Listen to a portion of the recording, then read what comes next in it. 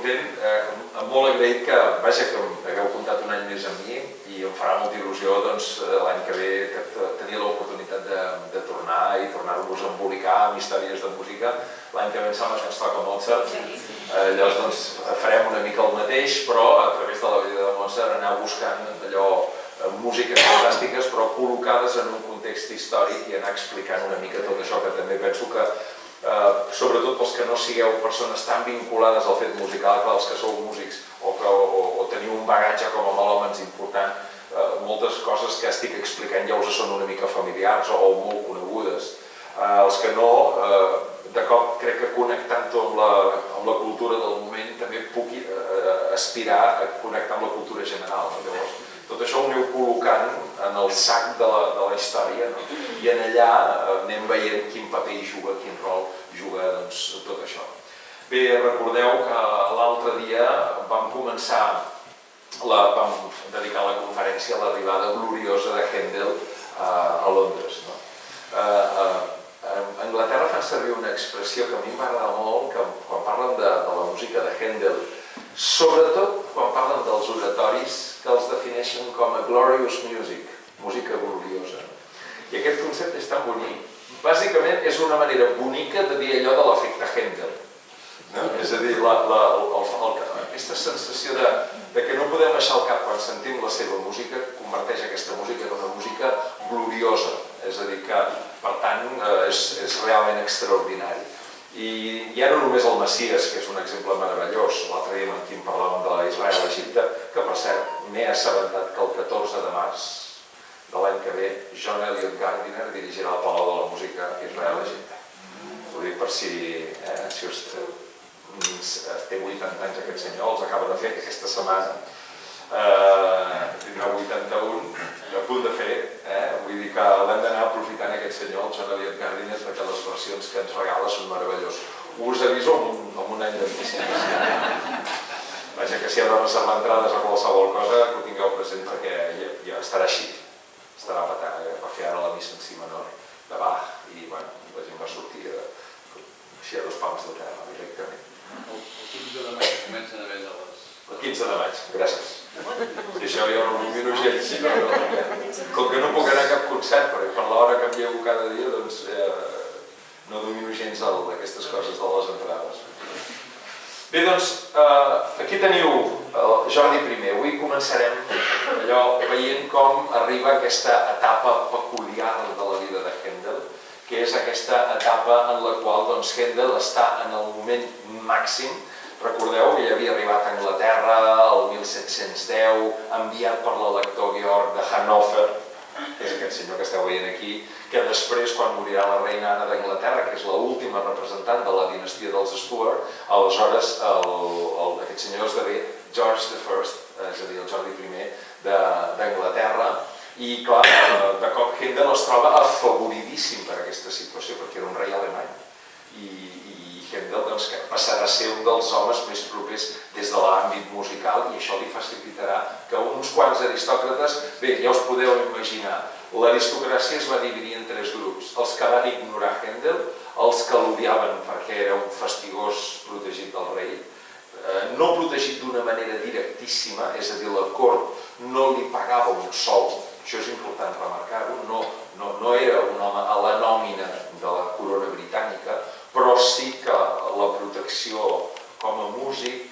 indirecta feia que alguns aristòcrates l'odiessin, aquests alemanys, això és una màfia, i per altra banda la gent més hàbil van dir si estem bé amb el Händel tenim més punts per estar bé amb el nou rei britànic. Per tant, ok. I això va permetre, us vaig explicar, que anés a viure un any i mig a la casa del Bridges, el duc de Chandos, un dels cobradors d'impostos del rei, que a partir d'aquí es gestionés la creació de la Royal Academy of Music, Royal Academy, temporada d'òpera, que us vaig dir, recordeu que al segle XIX es va fundar l'SMUC de Londres, l'Escola Superior de Música, que s'anomena Royal Academy of Music. Llavors, a vegades es confon. Clar, el context ens ho dona. Si parlem de Händel, és la temporada d'òpera de Händel. Si parlem de la música britànica, aleshores sabem que és el conservatori. És a dir, que amb això ja ho entenem prou bé. i a partir d'aquí comença. Porta els grans cantants, vam estar rient una estona, recordareu, parlant de les sopranos, dels castrats, dels cantats, el xafarratxo que van muntar a Londres, guanyaven molts diners, era una època allò daurada, molt dolça, molt daurada. I aleshores tot això va anar funcionant molt bé, el rei Jordi I va fer una anada a Hannover i resulta que va morir estant a Hannover, de visita, de viatge puntualment, l'any 1727.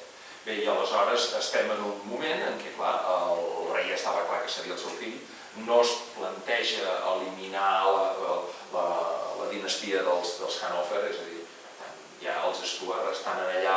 Després ja tornem a parlar dels Stuart, perquè tornaran a reaparèixer en el panorama polític, i Händel s'hi veurà implicat, precisament, però ja ho ubicarem en el seu moment. Quin és el petitet problemet sense massa importància? Que aquest rei a Händel li havia promès que li donaria la nacionalitat britànica. Li havia promès. Diu, sí, t'ho concediré. Händel, pel motiu que fos, tenia molt clar que es volia quedar a viure a Londres i que tenint la nacionalitat britànica, segurament, i aquestes parts ja se m'escapen una mica, segur que tenia alguns beneficis. És a dir, un moment que, ara seria facilíssim amb el Brexit, doncs si teniu la doble nacionalitat catalano-britànica, doncs, catalano he dit, doncs hispano-britànica, doncs segurament no tindríeu problemes per accedir a Anglaterra, perquè si no has de demanar visats és un guirigall. El fet és que aleshores el Jordi I se'n va amb la promesa que sí, ara quan torni ho resoldrem, però ja no va tornar. I llavors mor el Jordi I i el mateix any ja coronen a qui és el seu fill, que ja us vaig dir que era l'últim monarca britànic nascut fora d'Anglaterra. Aquest va ser el Jordi II, George II, que aquest va néixer a Hannover i va anar de molt jovenet amb el seu pare a Anglaterra i per tant aquest, a diferència del pare, ja es va integrar una mica millor en el context del panorama britànic del moment i per tant ja era un senyor que ho va tenir una miqueteta més fàcil. Händel continuava sent el compositor protegit i per tant qui va escriure la música que es va interpretar a l'octubre de 1727 a l'abadia de Westminster per la coronació del nou rei Jordi II d'Anglaterra? Händel.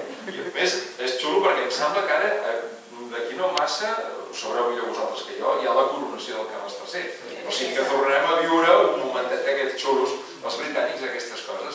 Més enllà del valor real que té a nivell monàrquic, etc., hi ha el valor hedonista, decoratiu, que és aquestes solemnitats britàniques que segurament no duraran gaire més, però que tenen un punt atractiu, és a dir, li hem de treure la semiòtica monàrquica, diguéssim, perquè aquí sí que podríem entrar en una col·lisió de plantejaments d'uns i altres que potser uns esteu a favor, altres en contra, però si eliminem la part, diguem-ne, seriosa i ens quedem amb la part més epidèrmica, tenen un encant especial. Westminster és una catedral imponent, així molt estirada, molt alta, prima, i tots els actes que s'hi fan es fan amb una solemnitat que ja només es veu a les pel·lícules, en lloc més del món són capaços de fer actes amb aquest protocol i encara algunes d'aquestes obres de la tradició britànica encara són.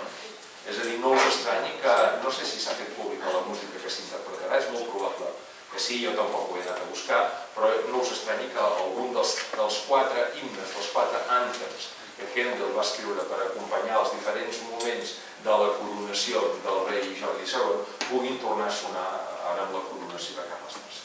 El més famós de tots, inqüestionablement, és el primer d'aquests anthems. És un anthem que ha fet fortuna.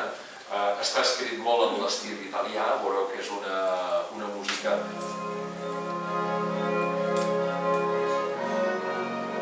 Comença amb aquests arpegis ascendents, que això és molt típic de l'estil italià. Els venecians, per exemple, és una tècnica especialment Marcello, Alessandro Marcello la utilitza, i el mateix Händel l'havia utilitzat en algun motet motet, quan estava a Roma, hi ha un motet que no us el vaig posar, el Nisi Dominus, que precisament comença també amb arpegiats d'aquesta manera.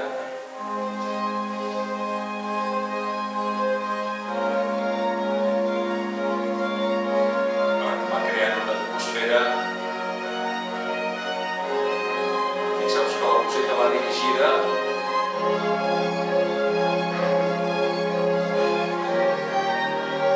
rodant sense cadència, és a dir, no hi ha conclusió, la vas tirant com un xiclet.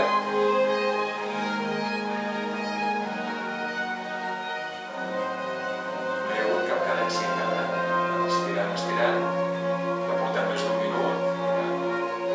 I mica en mica va creant la direcció ascendent cap a l'entrada del cor.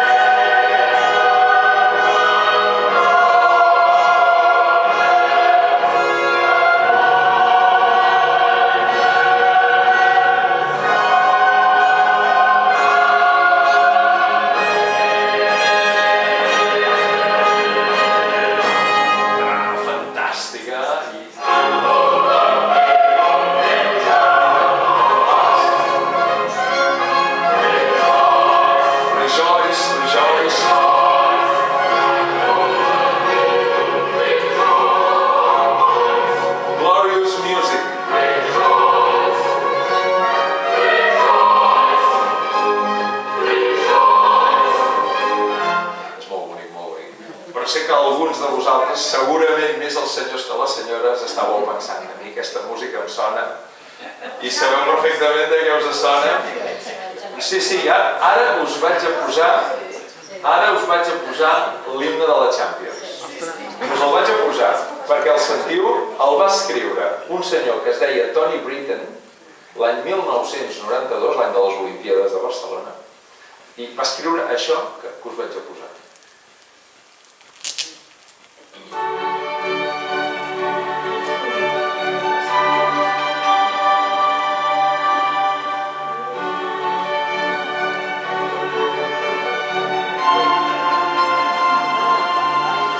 Handel hi havia allò, aquí va fer no se sap massa ben bé què, això s'ho salta tothom.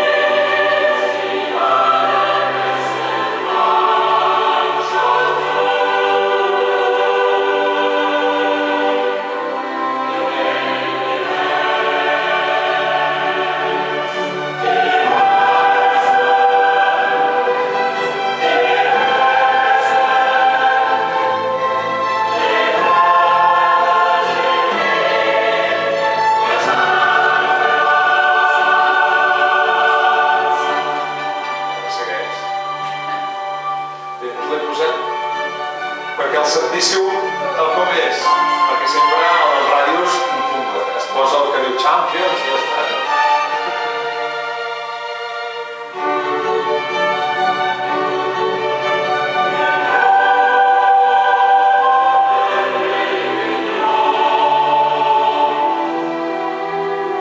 No dura un minut i mig més. Heu vist clarament, no són iguals, però està clar, i crec que el mateix senyor Britten, Tony Britten, no Benjamin, és el Britten dolent, diguéssim, no és el Britten bo, el Tony Britten, crec que ell va reconèixer que sí que s'havia inspirat en el Zadok the Priest. Zadok the Priest és el nom del primer ànfem dels 4 ànfems per la coronació de Jordi II. Ara, com a mínim, podeu valorar-ho amb coneixement de causa. Podeu valorar si us agrada més o us agrada menys. Pot agradar-vos, no? A veure, estem parlant, jo faig una comparació una mica en clau, una mica humorístic, però és veritat que les funcions que compleixen un i l'altre no tenen res a veure. És a dir, la música de Handel és la música d'un dels tops de la història de la música i això és un himne funcional d'un senyor que probablement no se li va acudir res millor i més bonic que inspirar-se en un gran compositor de la història de la música. I en el fons no deixa de ser un testimoni d'homenatge a la grandesa de Händel. És a dir, que aquest és el fet. Però com a mínim ara l'heu sentit, perquè segur que no l'heu sentit mai tan ben sentit, com ara. El podeu trobar, si us fa gràcia, el podeu trobar a YouTube. És a dir, busqueu Tony Britten, Anthem, Champions League Anthem, i el trobareu els 3 minuts i mig que dura, etc. Doncs els podeu trobar fàcilment. Bé, això va ser l'octubre, fixeu-vos, coronat a l'abadia de Westminster el dia 11 d'octubre de l'any 1727. Aleshores, Händel està en un moment fantàstic. Aquest senyor li ha refermat que li concedirà la nacionalitat britànica, per tant Händel diu, i sí, li van donar. A partir del govern de Jordi II, al cap de molt poc, Händel va ser coronat ciutadà britànic. El que no podia imaginar-se Händel de cap de les maneres és el que va passar el mes de gener següent a Londres, musicalment parlant. No hi va haver cap terratrèmol ni cap pesta com les que hi havia hagut al segle XVII, el famós incendi de Londres. Van encadenar en 2 anys seguits una pesta que se'n va emportar no sé pas quants milers de persones i a més era enmig d'una sequera i l'any següent un forner es va deixar el forn encès i es va encendre mig Londres. No va morir tanta gent a l'incendi perquè la gent va ser a temps de marxar, però la ciutat va quedar devastada. Això era el 1670, a l'època del Henry Purcell. Però en 2 anys seguits, un la pesta i l'altre ja l'incendi. O sigui, realment havien d'estar contents els londinencs. Però bé, en aquesta època el que li va passar a Händel va ser que es va estrenar a Londres The Beggar's Opera. Què punyeta és The Beggar's Opera? Beggars vol dir captaires, la gent de baixa estofa, allò, The Beggars, l'òpera dels captaires. Aquesta òpera és una òpera que va ser construïda així amb... Això una mica perquè sona molt fort el micro, no? Aquesta òpera va ser construïda d'una manera molt hàbil per aquests 2 senyors. El de l'esquerra, us en vaig parlar la setmana passada així d'esquillada, Johann Christoph Pepusch, o en anglès John Christopher Pepusch. Ell es deia Johann Christoph, era alemany com Händel. I aquest senyor era el compositor del James Bridges, duc de Chandos. Quan el Bridges convida Händel, en el palau ell tenia treballant el Pepusch. Llavors el Pepusch d'alguna manera era com en segon pla perquè té el gran Händel. Són alemanys tots 2, però el Händel té un estatus, diguem, de prestigi una mica més elevat. I no sabem la reacció del Pepusch. Després el Pepusch va tenir molts reconeixements, se li va concedir el doctorat honoris causa, o sigui, va tenir honors el Pepusch a Anglaterra, però en aquell moment probablement la situació al Händel potser no era massa còmoda, però estic especulant. I el senyor de la dreta és un escriptor que es diu John Gay.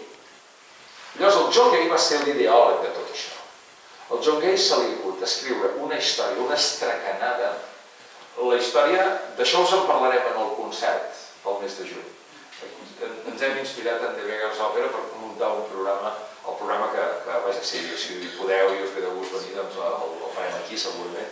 I llavors, doncs, és una història, és una estracanada de 2 famílies dels barris baixos de Londres, però 2 famílies allò, xoriços, macarres, prostitutes a dojo, una cosa, i aleshores el noi d'una família que a més a més és guapo, totes les noies, totes les prostitutes estan enamorades del noi aquest, etc.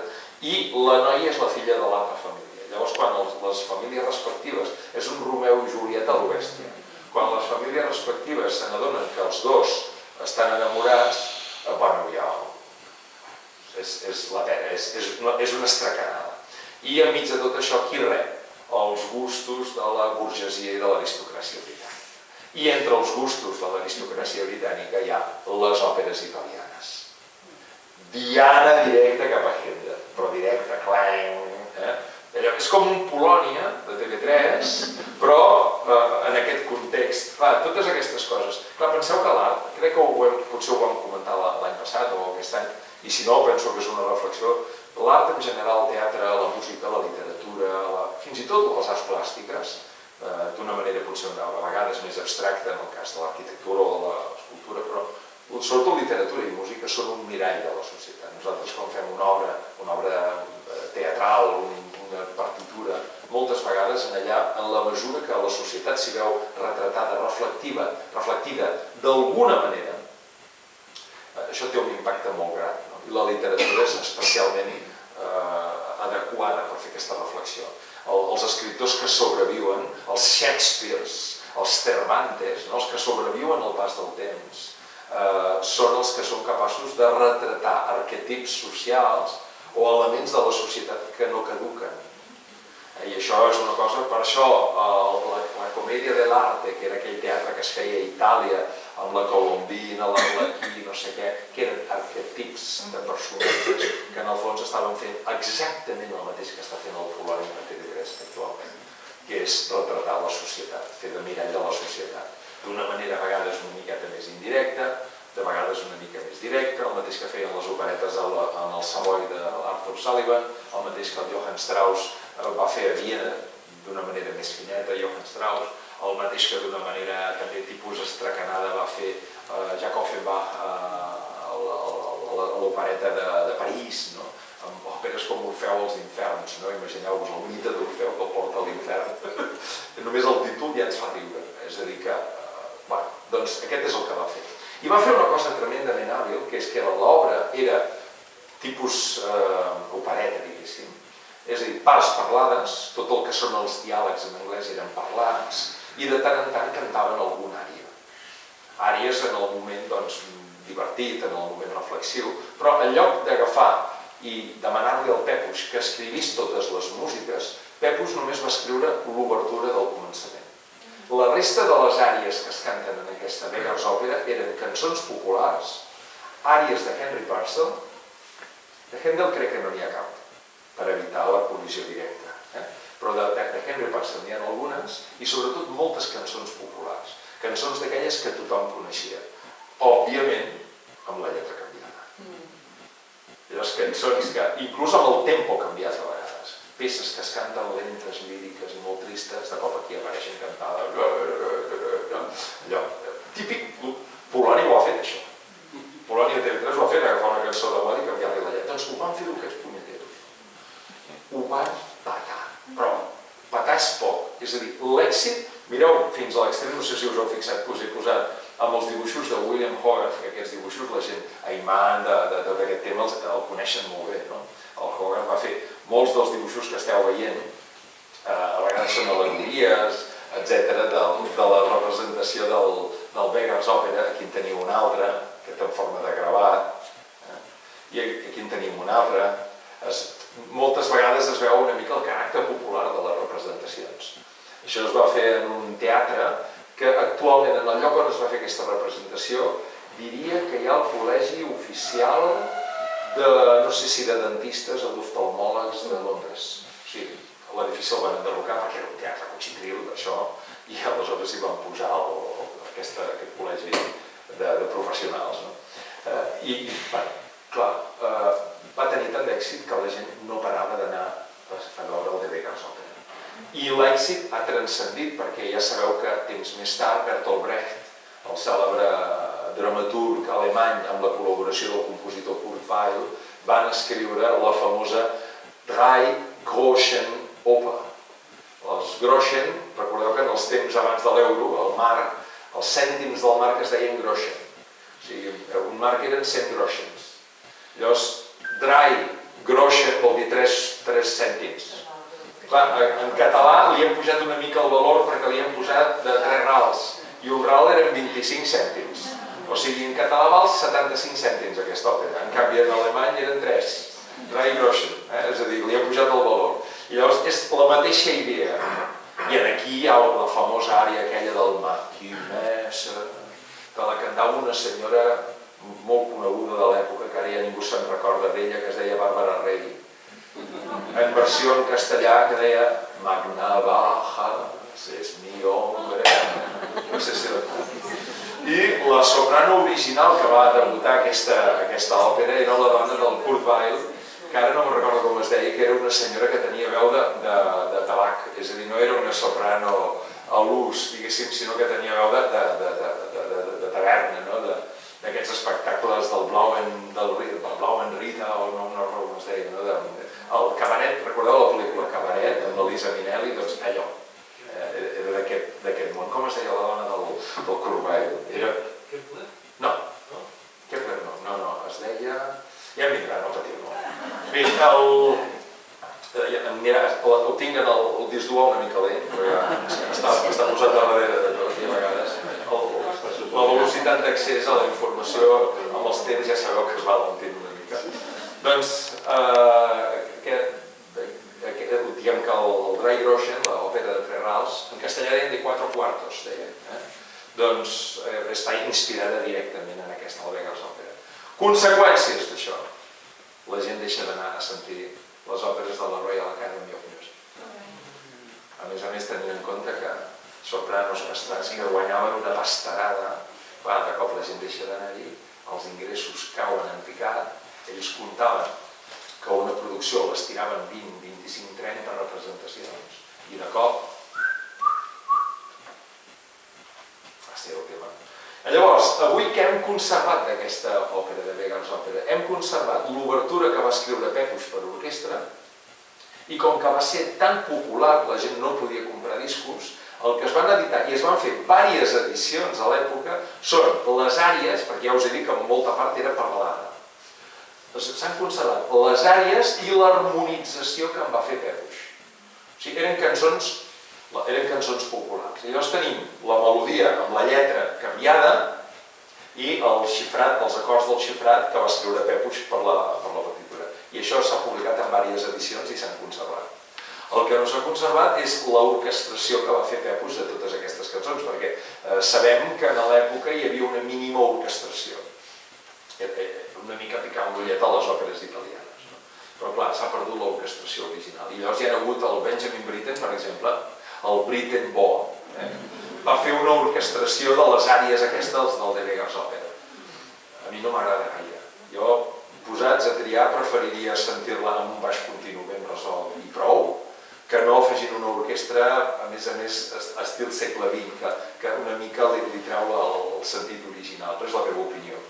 I ara us vaig a posar un parell de mostres, perquè veieu una mica què és el que fa Pepusch amb les cançons populars. Us posaré la cançó popular, tal com més o menys es cantaria, i després us posaré la versió tal com va quedar dins del Weber's òpera, i us explicaré així molt per sobre l'argument de la lletra i de què parla la lletra, perquè normalment els diàlegs, que és on s'explica la narració, són parlats.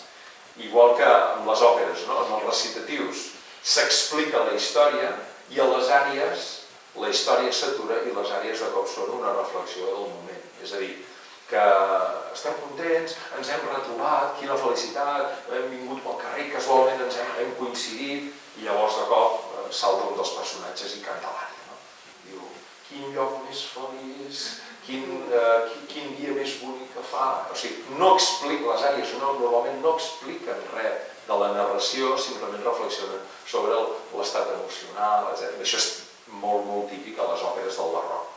Doncs aquí fan exactament igual. Les àries no ens expliquen res de la història, fan una ironia del que acaba de passar. I llavors, per exemple, hi ha una cançó que és típica cançó popular, es diu Call and Roll. És una típica cançó de... Us heu d'imaginar una taverna d'aquestes tipus irlandès, amb un munt d'homes suats, bruts, borratxos de cervesa negra, amb gerres d'aquestes enormes, cantant desafinats, allò com Calella de la Costa a l'estiu. Ara no sé, fa molts anys que no hi he anat a l'estiu, però m'imagino quan érem jovenets, que allò era un museu allà. El tipus de borratxera ja sabia si era britànic o era alemany, no? Els alemanys eren més discrets i més silenciosos, no? Els anglesos eren molt més expansius. Doncs això és una cançó de borratxera de l'època. I diuen que havia sigut la cançó predilecta de la reina Mary, la reina del Henry Purcell. I llavors aquí la teniu, Call and Roll. La versió que us poso és molt polideta, però vaja, us costarà poc imaginar el context en què s'interpretaven. Call and roll and off they blow, leaking the popping early. All the trees were hid in snow, damned by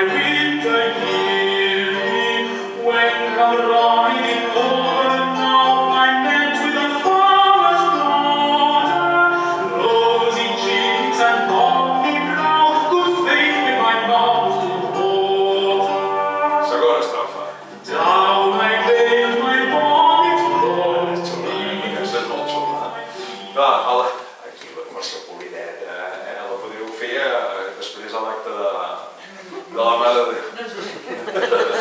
Però ara us posaré la versió, llavors la lletra canviada, i la lletra canviada parla del poder de les senyores sobre els senyors. Perquè ens entenguem, recordeu aquella dita de les carretes? Doncs això.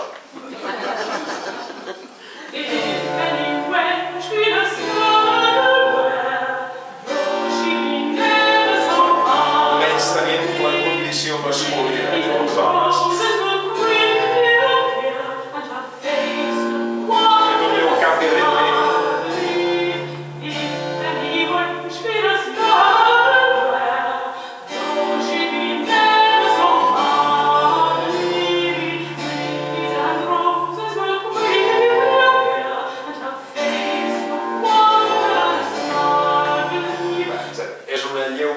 Perquè li encaixi el text, però aquí la gràcia evidentment està en el que està dient.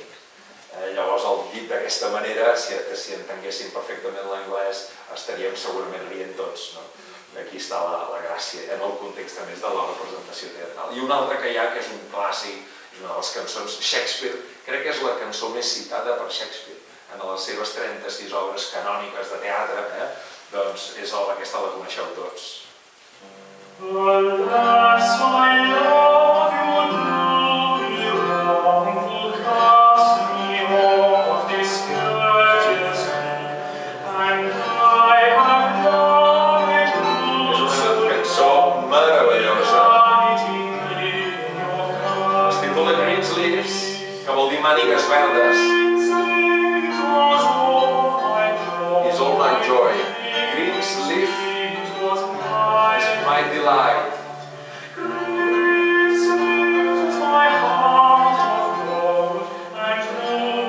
My lady Greensleeves. És la cançó del noi que no ha pogut oblidar el primer amor,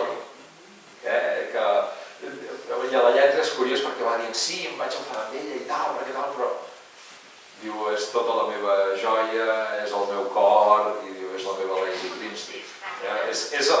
És el pseudònim, Greensleeve, mànigues verdes, crec que fa referència, almenys això és el que defensen els experts, a les sobremànigues que portaven les senyores a l'hora de cuinar perquè no se'ls embrutés el vestit. Portaven aquestes sobremànigues i llavors doncs les duia de color verd. I llavors en lloc de dir-li xurri, li diu Greensleeve. És a dir, és aquestes coses que fem tots en la intimitat de les persones que ens estimem, els hi posem pseudònims carinyosos i llavors doncs aquesta és l'idea Greensleeve. La cançó és molt bonica. I aquest punt així evocador melòdic. I Handel la utilitza en les alegres casades de Windsor. Diu, el John Falstaff i els col·legues se'n van anar cantant alegrement Greensleeve. Surt diverses vegades aquesta cançó. Llavors la versió del Beggars Opera, novament la gràcia està en la lletra, canvien el tempo, la converteixen en una peça d'estil celta, amb un ritme de giga, molt més ràpida, i diu, la lletra va dir, diu que bé que la llei ens protegeix dels delinqüents, que bé que els diners ens protegeixen de la llei. Since laws were made for them indeed, to cut vice in others as well as me. Encara que la melodia no els sembli, el baix de les harmonies, a més, a l'Opers,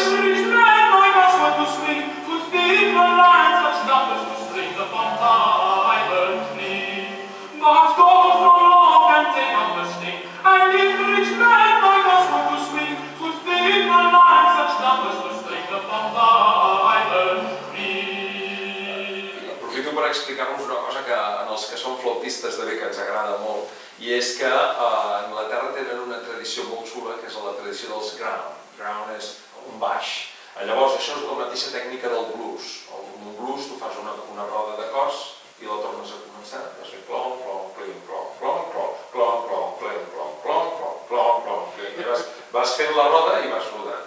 Llavors les notes greus, els acords, diguéssim, d'aquesta roda en diuen el ground, el baix, que va rodant. Llavors a partir d'aquest ground tu vas construint les variacions. I això era una praxi que a Anglaterra es fa durant tot el segle XVII. Un dels més grans usuaris d'aquesta tècnica i la fa servir en llocs preciosos és Henry Purcell. Per exemple, a Parcel té una òpera que es diu Dido i Eneas, que hi ha l'ària famosa de la mort de Dido, quan diu allò, diu remember me and forget my fate, recordeu-me però oblideu el meu destí. Doncs allò és un ground cromàtic descendent, com els que fa servir Bach en les cantates fúnebres. És una passada. Llavors els anglesos tenen molta tradició d'utilitzar aquests grounds. I Greensleeve, la cançó, està construïda sobre un ground d'aquests, que hi ha qui diu que és d'origen italià, que a Itàlia ja el feien servir molt semblant, i aleshores la cançó, cantada lenta i amb la melodia així evocadora, sona a Greensleeve, però si l'accelerem i mantenim els mateixos acords, sona això que acabeu de sentir. Inclús es van publicar alguns reculls a finals del segle XVII i primeríssims anys del XVIII que en deien The Division for Violin o The Division Flute, que són variacions per violí o variacions per flauta que s'han construïdes sobre grounds. I un dels que surt de totes les versions és precisament el del Greensleeve. Per això dic que els flautistes és el Farron's Ground, em sembla que... No, el Farron's és de la Foria. Aquest del Greensleeve és molt comú i es toca molt perquè és que és una melodia molt xula. Bé, ja heu vist una mica com funciona això. El dia que vingueu al concert, el mes de juny, ja m'estalviaré una bona part de l'explicació. Aquí avui teníem temps, dic, va, doncs ens hi posarem. Clar, Händel va pringar. Händel va pringar, però pringar li va sortir la cosa fatal. I mireu, justament, l'òpera Tolomeo va ser de les últimes que es va estrenar, va ser l'última de la primera etapa de la Royal Academy. Es va interpretar des del 30 d'abril del 28 fins al 21 de maig. I van deixar-la d'interpretar perquè l'administrador de la Royal Academy of Music va agafar la caixa dels calés. O sigui, no hem inventat res. Però literal, veient que la cosa anava tan fatal que no es podien pagar sols ni res, doncs va agafar la caixa amb els calés i se'n va anar, va desaparèixer. Tots els cantants aquests italians van quedar sense cobrar. Händel, endeutat fins aquí dalt, clar, venia de nedar l'abundància i entre el gener i el maig Händel cau en el declivi més absolut. I l'òpera que va pringar va ser Tolomeo, que és l'última producció que havia de tancar aquell any i va ser un autèntic desastre. En aquesta òpera del Tolomeo hi ha alguna ària xula, per exemple, tenim aquesta ària que la cantava el baríton Montagnana, que d'aquest no us en vaig parlar, però igual que parlàvem del Senesino, que era el gran castrat de les sopranos, el Montagnana és el que va cantar això.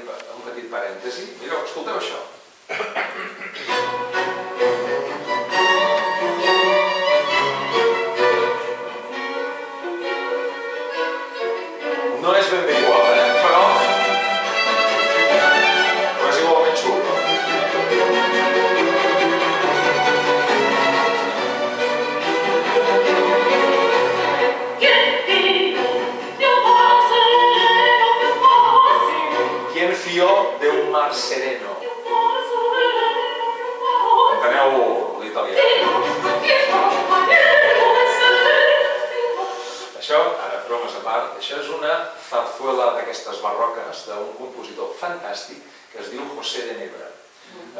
Aquesta zarzuela es titula Vedado es amor, perdó, Vendado es amor, però no ciego es amor. Està basada en un d'aquests escriptors, no sé si del Lope de Vega o ara no recordo exactament, un d'aquests de finals del 17, principis del 18.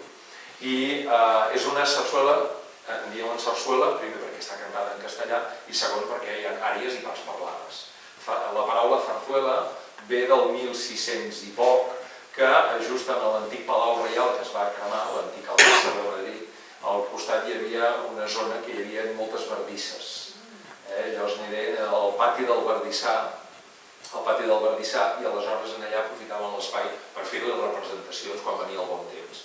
Suposo que tindríem més o menys bona acústica, més o menys, perquè això és una cosa que s'ha de plantejar, i es va fer tradició, va ser tradició que ja durant tot el segle XVII, en aquell espai del Verdissà s'hi feia l'espectacle del Verdissà.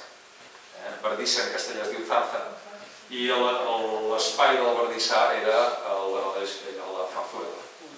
I llavors l'espectacle era l'espectacle de la Zarzuela, que després hi ha el Palacio de la Zarzuela també. I d'aquí ve la tradició aquesta que el van anomenar Zarzuela perquè venia de l'espai on es van començar a fer aquestes representacions. A Espanya la primera òpera italiana que tenim documentada és el dia 2 de maig de 1708, l'endemà del casament de l'arxiduc Carles amb la Cristina de Brunswick-Wolfenbüttel. Es van casar l'1 d'agost del 1708 a Santa Maria del Mar i l'endemà s'interpretava una òpera de Caldara a la Llotja de Mar, que encara existeix. Il più bel nome d'un compositor venecià que va venir a Barcelona, que es deia Antonio Caldara, contemporani de Vivaldi. I aquesta és la primera òpera italiana documentada a tot l'estat.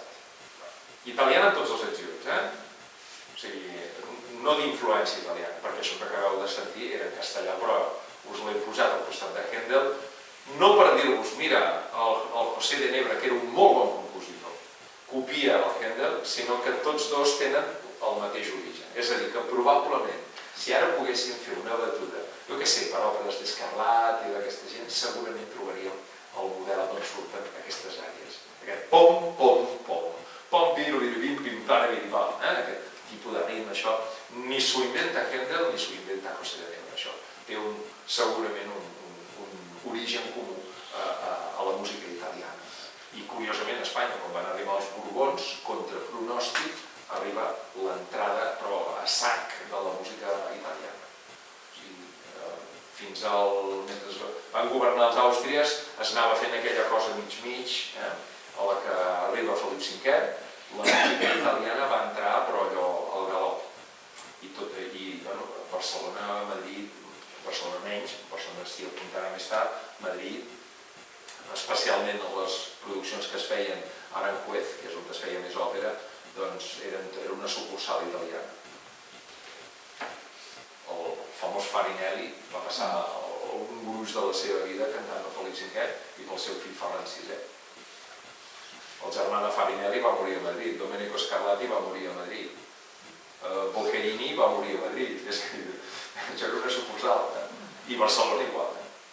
Barcelona igual. Un dia si tenim més endavant oportunitat de parlar de la música catalana, doncs ja ho veureu, no? Però és així. Però em feia gràcia posar-vos aquest. Què va passar enmig de tot això? Enmig de tot això, Händel, clar, fixeu-vos, no emprendran la nova Royal Academy of Music fins al 2 de desembre de 1729. És a dir, que entre el maig del 28 i el desembre del 29 passa un any i mig en què estan completament descol·locats, han de trobar manera de resoldre tot el que ha sigut el sotrac econòmic. Händel inclús va patir una paràlisi parcial durant un temps, o sigui que la cosa va ser severa, va ser una cosa important, i aleshores es va interpretar l'Otarius. I mireu, Ptolomeu se'n van fer 7 representacions perquè ja no hi anava ningú, i l'Otarius, quan es reprèn la Royal Academy en la segona etapa, se'n van fer 10 de representacions, lluny de les 20 i pico, 30 que s'havien fet. I a més, l'Otarius Händel ja no comptava amb gairebé cap dels grans cantants que l'havien fet famós. Va haver d'agafar italians, que així que passaven de bolo per allà, i van dir, bueno, tu, perquè no podien pagar el que havien estat pagant, perquè esclar, estaven sortint una mica el que li està passant al Barça ara, que no poden contractar segons qui perquè hi ha un límit d'endeutament. Doncs va ser una cosa així com molt semblant. I mentrestant Händel, clar, va haver de tornar a viatjar a Itàlia, buscar cantants, intentar veure què podem fer, i si això no fos prou, es va trobar que ben aviat la competència va arribar a Londres. Hi havia tota una sèrie de personatges de l'aristocràcia que no havien format part del bàndol de Händel i del rei, que van decidir muntar una altra temporada d'òpera, que es va anomenar The Opera of Nobility. The Opera of Nobility. Aleshores, que vol dir l'òpera de la noblesa. I quan Handel arrenca la segona etapa, el segon període de la Royal Academy, apareixen els altres amb The Opera of Nobility. I amb l'agreujant que aquests tenien contactes a Nàpols amb el Nicola Porpora, que el Porpora era el gran professor dels conservatoris napolitans i després se'n va anar a Venècia quan Vivaldi era mort, i aquest tio es va convertir en la gran patú perquè tots els grans castrats napolitans havien passat per la seva obra. Ceresino, de jovenet, ja havia passat i havia estat alumne, doncs clar, la gran figura era en aquells moments Farinelli. I quan comença la Royal Academy, l'Opera of Nobility, al cap d'un any o dos, contracta el Porpora i el Porpora facilita que arribi Farinelli a Londres. I el 1733 ens trobem que Farinelli canta a Londres, literalment arrasa, però cròniques de senyores que perdien que es desmaiaven a les llotges,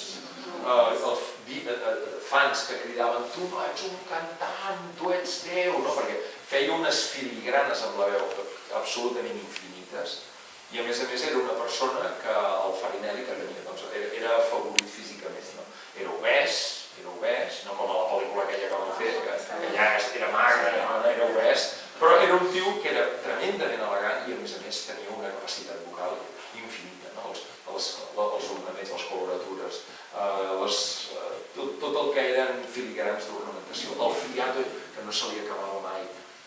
Era una cosa, i llavors els diaris de l'època ens parlen d'un senyor allò que generava reaccions. Recordeu l'època dels Beatles, les fans histèriques que cridaven, doncs una cosa semblant. I per acabar-ho d'ensorrar, resulta que s'inaugura el nou teatre, el Covent Garden. I llavors, clar, Handel estava entre una sabata i una espardenya i els punyeteros de l'Opera of Nobility resulta que van i lloguen el nou teatre, el Royal Opera House al barri de Covent Garden. I clar, nou de trinco, allò que dius, uau, xulo, doncs el pobre Handel n'hi anaven caient una darrere l'altra. Sort que el Farinelli, quan va veure el pantomàquet que hi havia a Londres, finalment va decidir marxar, que va ser quan va venir a la cort d'Espanya, Felip V, que el va contractar, i es va estar molts anys a Madrid, perquè patia depressions, Felip V. Com ens ensenyaven al col·le, padecia melancolia.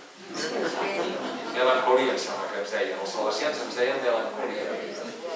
Era depressió, pura i dura, i aleshores i va descobrir que l'única cosa que li contenia, i això sí que és creïble, que li contenia les depressions era la veu de Farinelli. I la cort d'Espanya va posar calés, però molts calés, per mantenir el Farinelli aquí. I quan va morir Felip V, el seu fill gran, Ferran VI, que era depressiu com el pare, el va mantenir. Llavors, això sí, quan va morir Ferran VI i va començar a governar Carles III, que era el germà, aquest va dir allò de los castrados son capones i los capones son para comer. És a dir, ja allò, vale, ok, senyor Farinelli, en italià diuen allò de fatte via. En català seria bon vent i barca. Fatte via. I aquí va ser, però no patiu pel Farinelli, havia guanyat una de pasta, es va muntar un palau a Bolonya, que va durar fins a principis del segle XX, encara funcionava, van enderrocar per aquí, van posar unes indústries a la zona, però un superpalau a Bolonya amb els diners que havia guanyat, sobretot a Espanya. Bé, aquí teniu la llista de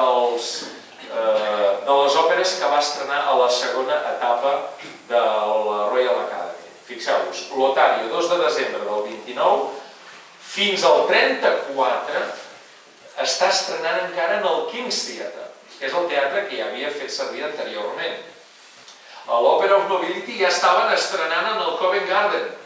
I Handel, a la part tenope, el Poro, l'Ezio, el Sosarme, l'Orlando, Ariana Creta, per això us he posat la imatge, perdoneu, que se m'ha disparat, us he posat la imatge del Carestini, perquè el Carestini va ser un dels castrats que va passar per Londres i Handel era molt famós també. No tant com el Farinelli, però era molt famós. I aleshores el va contractar Handel per fer uns bous. Bé, aquí teniu les òperes, però aquí Aquí la gràcia, més que la llista d'òperes, és que veieu, del 29 fins al 34, em sembla que el Covent Garden s'havia estrenat ja el 32-33. L'Òpera of Nobility el tenia gairebé en exclusiva i al final Händel diu, bueno, va, l'Oreste del desembre del 34 ens la juguem i la fem ja en el Covent Garden. I a partir del 34 Händel anirà representant fins al 37 en el Covent Garden. A veure, parlem en plata. Era molt més car jugar al Covent Garden que jugar al King's Theatre. Era més car. I per tant, si les coses funcionen, dius, ok, però si no funcionen, què has de fer? A partir de 1738, en Faramondo, Händel torna al King's Theatre. Per això us he posat els teatres, no? Perquè ho veieu bé, Es veu, és fantàstic. Això és per veure el declivi de Händel. Fins al 34 es manté el King's Theatre. Al desembre, va, ens la juguem. I aquí Ariodante, Alcina, Atalanta, Arminio, Giustino, Berenice, totes aquí en el Covent Garden, el 37, el maig del 37. Llavors, ja fins al gener del 38 ja no es trena res. La situació està allò al límit, ja no es pot aguantar més. Diu, ja no es pot jugar més al Covent Garden, és massa car. Tornen al King's Theatre, i aquí estrena Faramondo, Alessandro Severo, Circe, que és l'última òpera una mica coneguda de Händel. I fixeu-vos, i ara la traca final de les òperes de Händel, perquè veieu el declivi. Estrenen al King's Theatre fins Giove a Argo. Giove és la denominació en italià de Júpiter. I Himeneo i Deidamia, que s'estrenen el 40 i el 41. Això és 10, 10 de gener, que tu van aquí al costat del 0, que està el fantasma de l'ordinador, no sé què m'ha fet. Doncs, mireu on s'estrenen. El teatre Inns Fields de Lincoln. Sabeu quin teatre és aquest? On es havia estrenat de Vegas Òpera. Léase un cuchitril. Sí. Händel s'acomiada del món de l'òpera estrenant en l'escenari cutre on el Gay i el Pepo li havien fotut la matxacada amb el Vegas Òpera. Ja no pot resistir econòmicament a estrenar ni tan sols en el King's Theatre. I quan s'estrena la Deidamia, que és l'última òpera de Händel, es van fer 3 representacions i a l'última hi havia 8 persones en el teatre. 8 o 10. Caricatures en els diaris enfotent-se'n de Händel, que se'l veu allò amb cara de porquet, menjant molt, i allò ja podem dir, aquest home ja... allò tipus, la societat, ara seria el Twitter, no? És a dir, les societats són molt cruels, no? Amb una persona que fracassa, si a més hi ha algun argument que tampoc l'ajuda massa, doncs un home que ho ha tingut tot, hi ha com una mena d'odi, allò, i el Händel va ser, però així, i aquí, bueno, aquí és un poquíssimes representacions, cantants que els anaven enganxant així mig al vol. Comencem a veure noms de cantants anglesos cantant en italià perquè eren més baratos, és a dir, que la situació... I mentrestant, enmig de tota aquesta època, Händel va anar publicant, mireu, us he posat les dates de publicació, els seus llibres d'opus. El 1732 publica l'Opus 1, que són les famoses 12 sonates. N'hi ha 4 per flauta de bec, 3 per violí, 3 per oboè i 3 per flauta travessera. No recordo la xifra, o 2 per oboè i 3 per flauta travessera. És molt, aquestes sonates són molt conegudes. L'Opus 2 són les sonates a trio. L'Opus 3 són el primer recull de concerti grossi, els 6 concerti grossi, que els Opus 3 tenen instruments de corda i de vent. Hi ha oboès, hi ha flautes de bec, etc. L'Opus 4, concerts per orgue. L'Opus 5, el segon recull de sonates a trio. L'Opus 6, el segon recull de concerti grossi. En lloc de 6 n'hi ha 12, però a diferència de l'Opus 3, a l'Opus 6 no hi ha instruments de vent, és corda, són els que tenen més prestigi. I l'Opus 7, que ja es publicarà de manera pòstuma, són també 6 concerts per orgue. I us he posat les portades de les edicions originals tot això. I fixeu-vos, no? Entre el 32 i el 40, que és quan hi ha el gran declivi de Händel, Händel va publicant totes aquestes obres. I això, doncs, d'alguna manera, ja també ens ajuda a veure que Händel sembla que està com intentant reinventant-se, perquè se suposa que d'aquestes edicions també cobraria alguna cosa, no? Per tant, veiem com Händel, que ho ha tingut tot durant un temps, està actuant d'alguna manera, podríem dir, a la desesperada. Coses curioses, no? Suposo que tots... Aquí teniu aquesta sonata de l'Opus 1. Aquesta és una de les sonates per flauta de bé.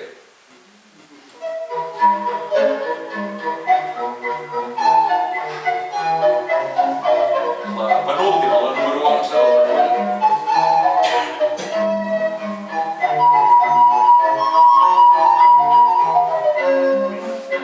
I en l'Opus 4, que són concerts per orgue,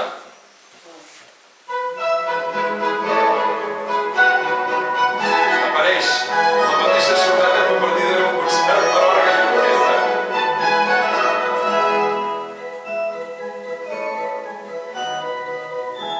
O, per exemple, la sonata Opus número 7, que també és per flauta de bé,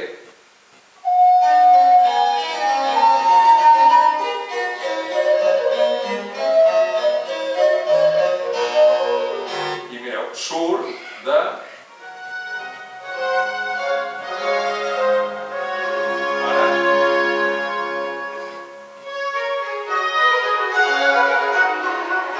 Això és l'obertura de l'òpera Scipione.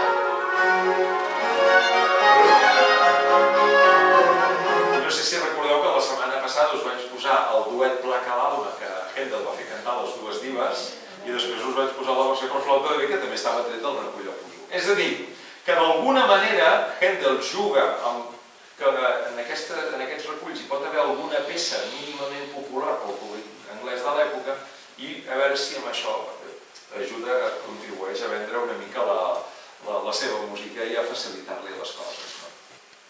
És un moment, ja dic, molt dur del panorama de la vida de Händel. Anirà trampejant-ho com pot i el 1738 estrena Circe, i a Circe, enmig de tota aquesta debacle, poques representacions, caricatures penjades en els diaris, de cop agafes sense aquesta òpera, que tampoc no és que sigui de les millors òperes de Händel, però allò que té Händel, que de cop t'agafa i t'abufeteja en el millor dels sentits, amb una àrea d'aquelles que et deixa sense respiració.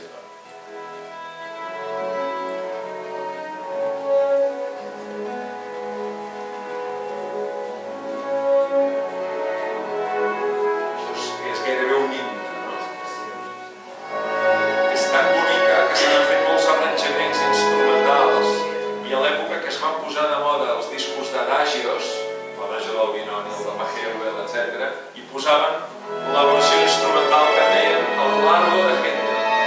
Però aquesta és la versió original, és l'ària Ombra mai fu, que vol dir una ombra així mai havia existit. És l'elogi d'una ombra en un racó bonic del bosc.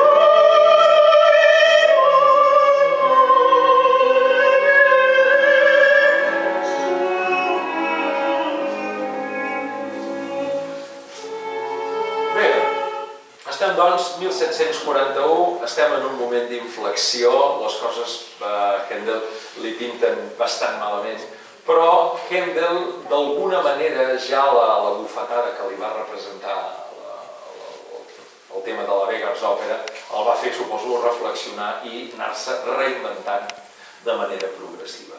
I una de les coses que Händel va fer just en aquests moments, mireu, aquí teniu una de les caricatures que es van publicar a l'època. A baix en anglès posa "soc jo sol". Ningú em fa cas, amb cara de tocinet, es veu menjar vi per tot arreu, tenia fama de ser, és veritat, era un senyor que li agradava allò, no precisament la dieta mediterrània. És a dir, que era un personatge així com molt curiós. Bé, saltem aquesta imatge. Aquí tenim el 1732, retrocedim una mica, us poseu en situació. El 28 hi ha hagut el crash de la Vegas Òpera, a finals del 29 Händel intenta reprendre i el 2 de maig de 1732 Händel agafa aquell experiment que havia fet a casa del James Bridges, el duc de Chandos, que li va proposar, que us ho vaig explicar, escolta, vols que et munti un oratori com els que fan a Roma? I va agafar l'argument d'Ester. I li va fer per ell. Recordeu que us vaig ensenyar aquesta església, que dic que el van interpretar aquí, amb aquest òrgan, etc. Doncs agafa aquesta partitura i diu, va, vaig a provar sort, a veure què passa si en lloc de fer-ho a casa del senyor, el duc de Chandos, ho fem en el King's Theatre. Perquè això és un teatre d'òpera. I Esther és una història, diguem-ne, sagrada.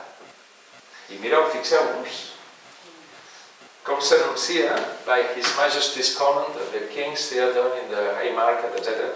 Oratorio in English. Clar, molta gent a Anglaterra no sabia ni què punyetes era això d'un oratorio, però Händel diu que això sempre es fa en italià.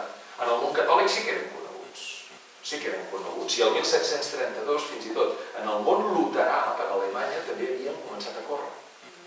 Les passions, per exemple, una passió, us ho vaig explicar l'any passat, és un oratori centrat en l'episodi de la passió i mort de Jesús, però és un oratori. Les passions de Bach són 2 oratoris. Llavors per això Händel diu, no, però ho farem com ho fan els alemanys en alemany, els luterans, doncs in English. I llavors, nota bé, allò, cuidado, no hi haurà actuació a l'escenari, però el teatre estarà decorat de manera decent pel públic.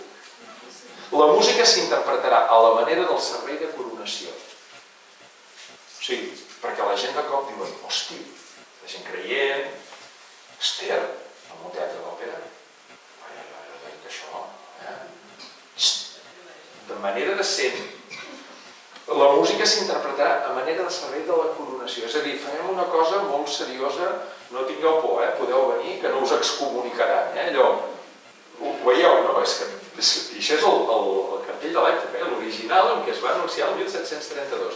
Era la primera vegada que a Londres sonava un oratori, públicament, perquè havia sonat a la White Church el 1718. I això era 14 anys més tard, el 32. Per tant, hòstia, això no té preu.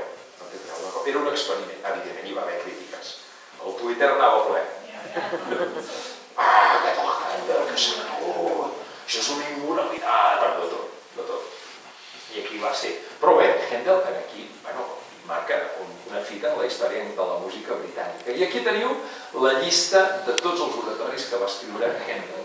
I fixeu-vos, van en paral·lel per dates fins aquest d'aquí, fins al número 55, fins aquí van en paral·lel per dates amb les òperes.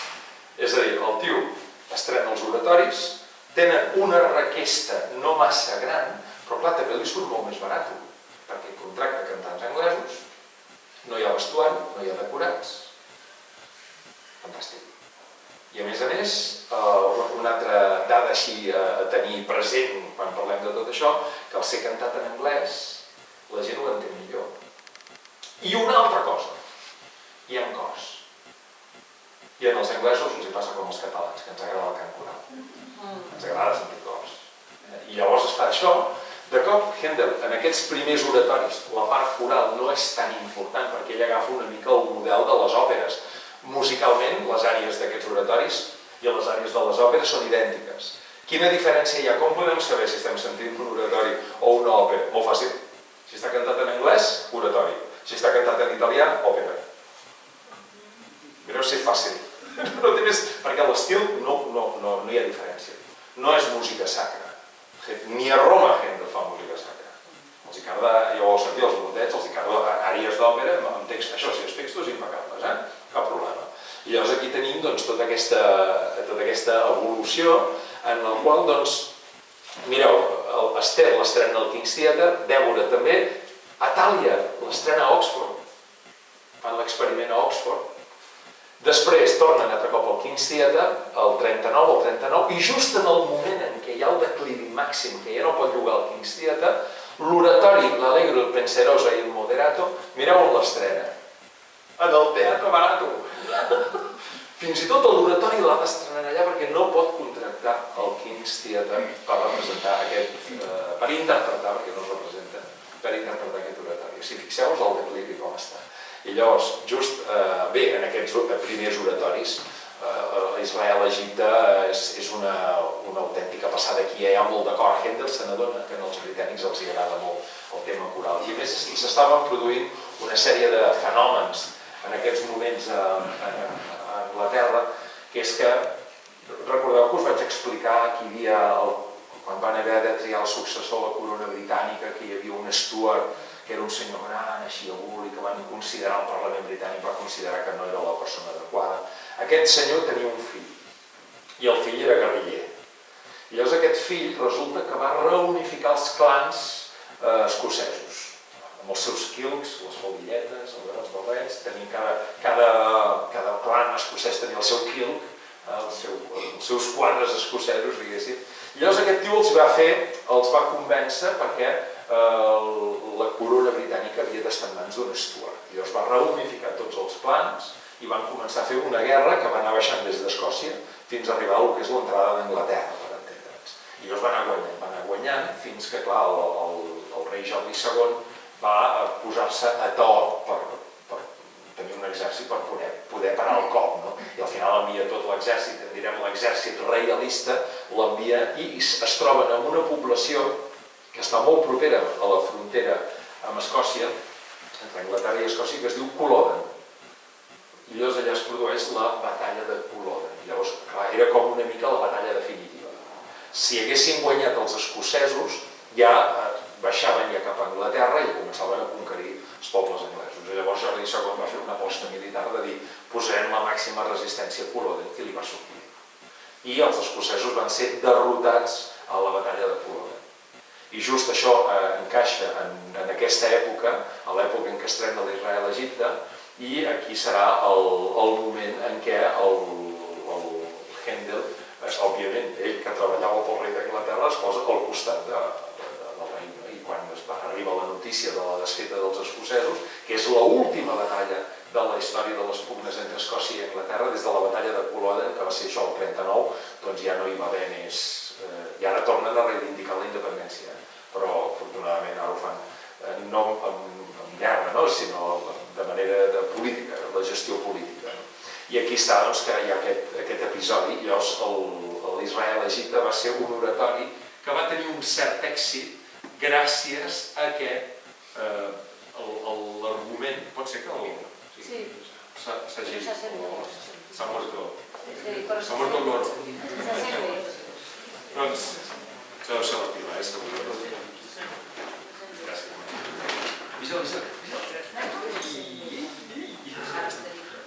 El fet és que, com us deia,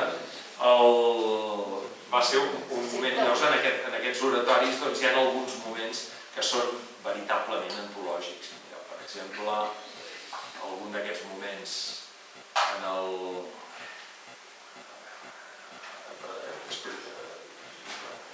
Saúl, si tinc un tros de Saúl, hi havia un tros molt xulo a Saúl.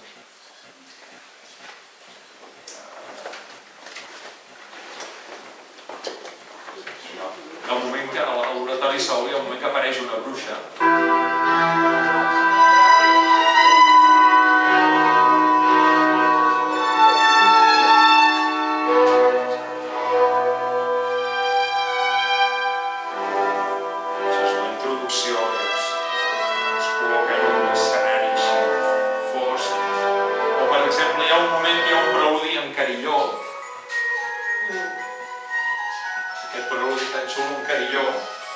joc de campanetes. Això és una sablejada d'un tros d'un dels oratoris que va escriure a Roma, que havia fet servir a Roma les campanetes. Això és de Saül.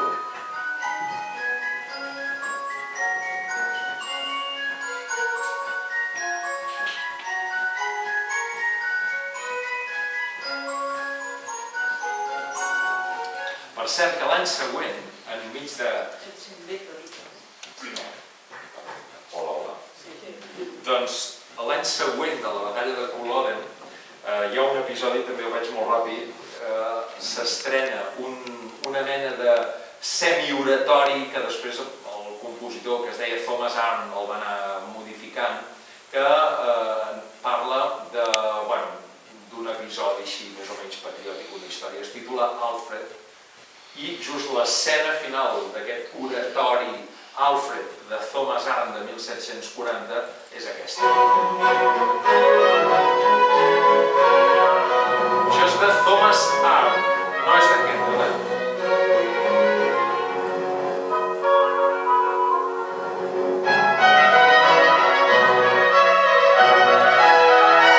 No sé si el coneixeu.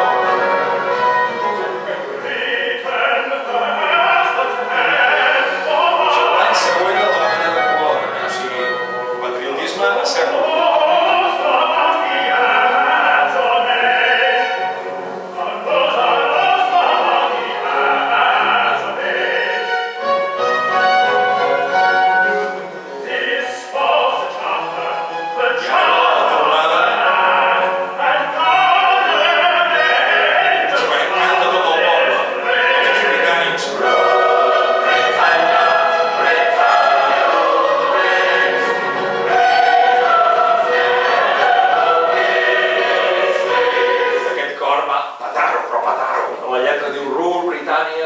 Britannia rule the wave, no? Camina Britània, camina sobre les ones, no? És allò...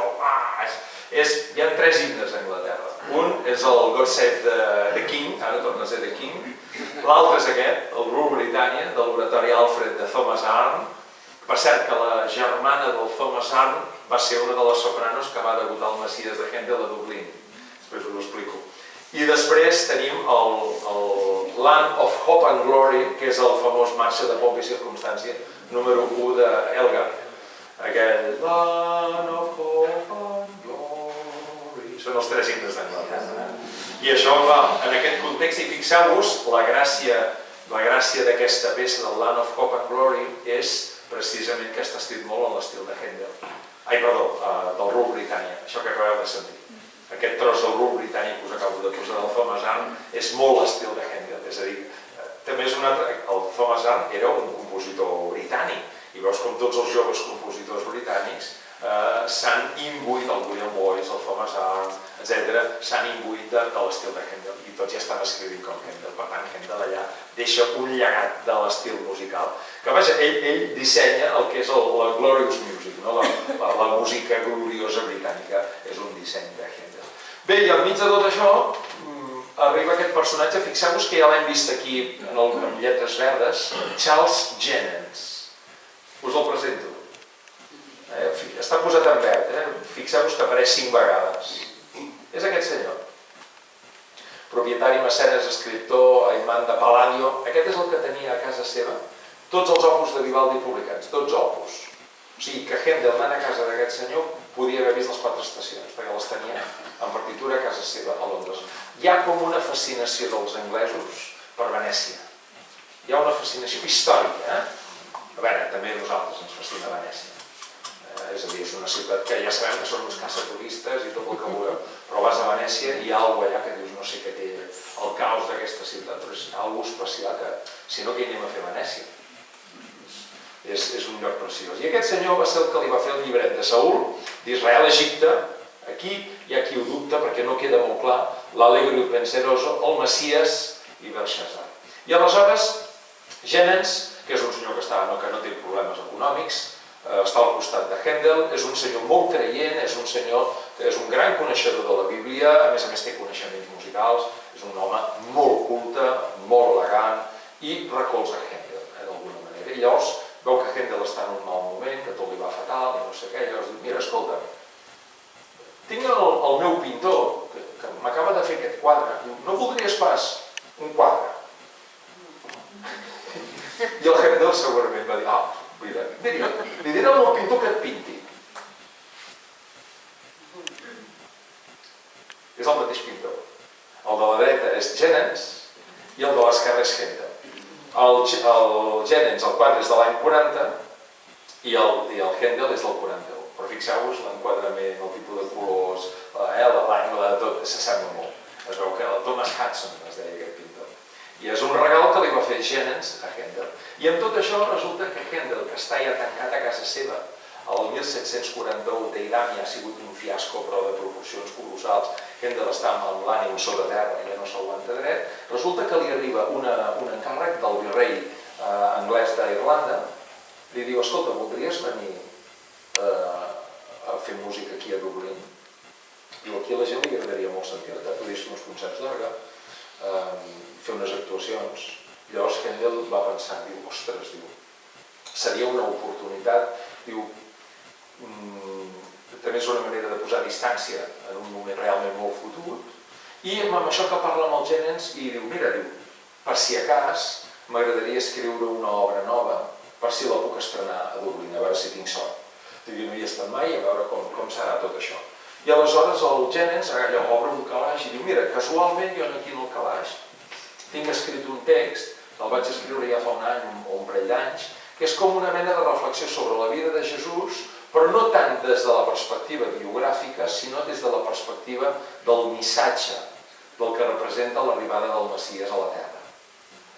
Llavors, mira, té el tom, Händel es va tancar en el seu pis de Londres durant 24 dies, ni un mes, i va polir-se tot l'oratori de dalt a baix.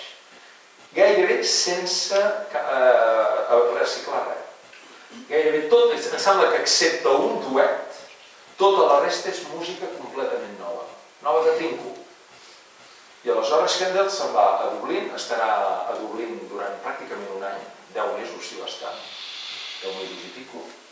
I bé, doncs sí, efectivament, va fer uns concerts d'orgue a la catedral de Sant Patrick, va anar guanyant calarons, i enmig ja estan a Dublín, aleshores els hi proposa d'estrenar en els anfitrions, el virrei britànic, llavors ja també era territori anglès.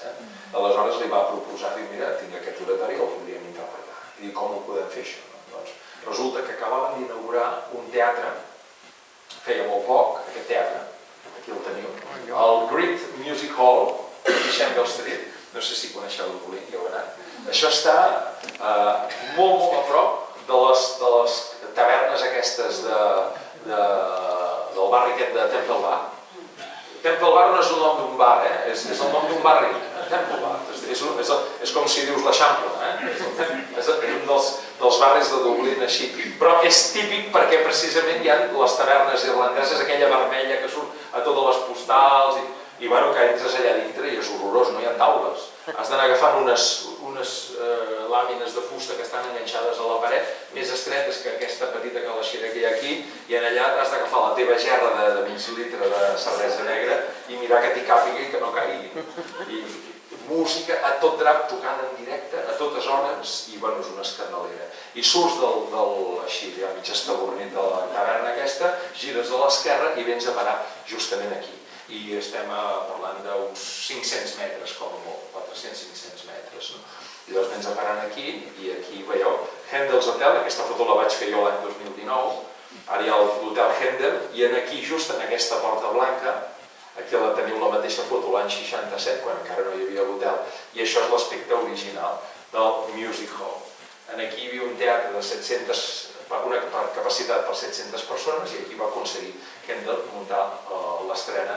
El 13 d'abril, havia passat ja Setmana Santa, el 13 d'abril de 1742 s'estrena aquí a l'Oratori del Messies. I a més, Händel va aconseguir una cosa única, i és que les dues catedrals de Dublín, la catedral de la Christ Church i la de Sant Patrick, s'unissin per cantar junts el Messies. I en la Sant Patrick el degà era Jonathan Swift. No sé si us sona Jonathan Swift, és el senyor que va escriure els viatges de Gulliver. Era un enèsim escriptor dublinès. Tots són de Dublín, els escriptors. No cal que consulteu Wikipedia. Escriptor britànic de Dublín. Oscar Wilde, tots són de Dublín, no falla. Llavors, el Jonathan Swift, no sé si recordeu la història, els viatges de Gulliver és tot ironia. És tot ironia. Hi ha un moment que, quan van al país dels Liliputs, se'ls incendia el palau del rei dels Liliputs i el Gulliver l'apaga orinant al damunt. Tots són imatges d'aquestes, és a dir, que pot ser un conte per nens, segons com el tractes, però si el vas llegint... I era un tio que era un cínic de collons. I quan li va dir, miri, senyor Swift, que volen muntar... Ell era el degà, era el responsable de l'escolania de la simpàtica. Diu, miri, que volen muntar aquí un oratori, no? I qui és el músic? Un alemany. Diu, jo no he sentit mai un alemany fent bona música. Sí, era un rondinari, que era molt rondinari, però al final va cedir, i van cantar. I no només va cedir, era un teatre de 700 persones. Llavors es van trobar que hi havia tanta petició d'entrades que van haver de fer un cartell demanant a les senyores que anessin sense mirinyac i els senyors sense espasa. Perquè una senyora amb mirinyac eren 3 places. El mirinyac és la carcassa aquesta que tenen sota la família. I un senyor amb espasa, 2 places. Llavors les senyores sense mirinyac i els senyors sense espasa, i així van poder amortitzar. No obstant això, va tenir tant d'èxit que van haver-lo d'interpretar 2 vegades més. O sigui, es va fer 3 vegades al Messies. Clar, Händel, que venia del moment més dur de la seva vida, que havia hagut de canviar, anar-se'n a un cotxitiril de teatre, a estrenar l'últim oratori i les 2 últimes òperes, es troben aquí a Dublín, que se li va enxamplar el cor. Va recuperar alguns diners amb els bolos que va fer i el Messies no va cobrar ni un duro.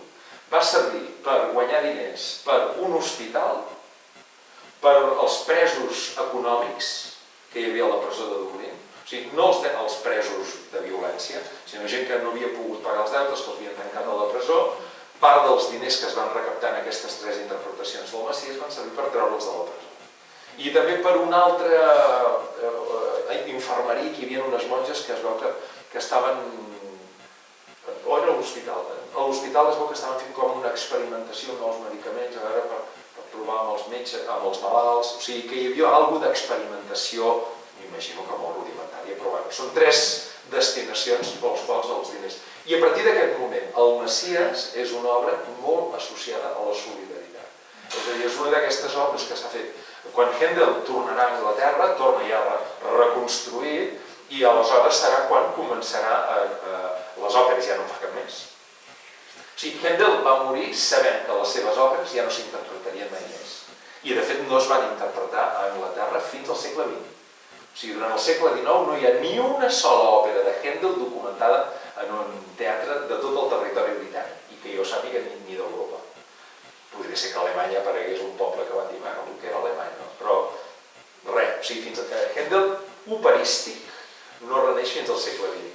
En canvi, Händel veu com els oratoris que de primer han generat rebuig, mica en mica es van consolidar, i sobretot el Messies, perquè el Messies el va fer interpretar al cap de 2 o 3 anys d'haver tornat a Londres. La primera interpretació no va ser massa exitosa, però al cap de poc ja la gent el va anar descobrint i s'hi van anar enganxant. I el feia en el Foundling Hospital. El Foundling Hospital era un orfenat que hi havia a Londres. Llavors Händel va agafar la idea de Dublín que els diners del Messies servissin per ajudar els presos econòmics, etc., i els hi ofereix en el Foundling Hospital. I a partir d'aquell moment, el Foundling Hospital anfitriona totes les interpretacions que es fan a Londres del Messies. I fins i tot hi va el rei Jordi II, que va ser la vegada que hi va anar quan es produeix la famosa anècdota que quan al final de la segona part s'interpreta el cèlebre Al·leluia, el rei es va aixecar. Com diu allò de King of Kings, Lord of Lords, rei de reis, senyor de senyors, el rei es va aixecar. Jordi es va aixecar. I llavors, clar, com que la seva obra del rei s'aixecava, tothom es va aixecar. I a partir d'aquí, una mica hi ha hagut aquesta tradició, sobretot o per tradició, per emoció o pel que sigui, que encara hi ha algú que s'aixeca quan s'interpreta l'Al·leluia. Sobretot el moment és quan diu allò de Lord of Lords, King of Kings. És el moment que les sopranos van allà dalt del cel, arriben a un lac, sembla, per les sopranos dels cors amateurs. Què? No, què? És un moment allò important. Bé, ja una mica per anar tancant aquest cicle de Händel, mira, aquesta és la germana, la Susanna Arndt, de casada Susanna Siebert, era la mezzo germana del Thomas Arndt, el que va escriure el Rule Britannia. Aquí teniu el seu retrat. Aquesta noia es havia fet coneguda a Londres per cantar als vaudevilles. Era cantant de vaudeville. I aquesta noia, de cop, Händel la contracta per cantar al Messies, i quan el van fer a Londres també ho va cantar ella. I és el que hi va haver algú del públic. Hi ha una àrea molt bonica de contralt, que era He Was Despised, em sembla. I va ser menyspreat, i llavors es veu que ho va cantar però meravellosament bé, i es veu que algú que coneixia que aquesta noia venia de cantar els Cuchitrils li va dir: fins i tot Déu et perdonarà els teus pecats gràcies a lo bé que has cantat. Aquí tenim aquest és el tenor, el John Baird.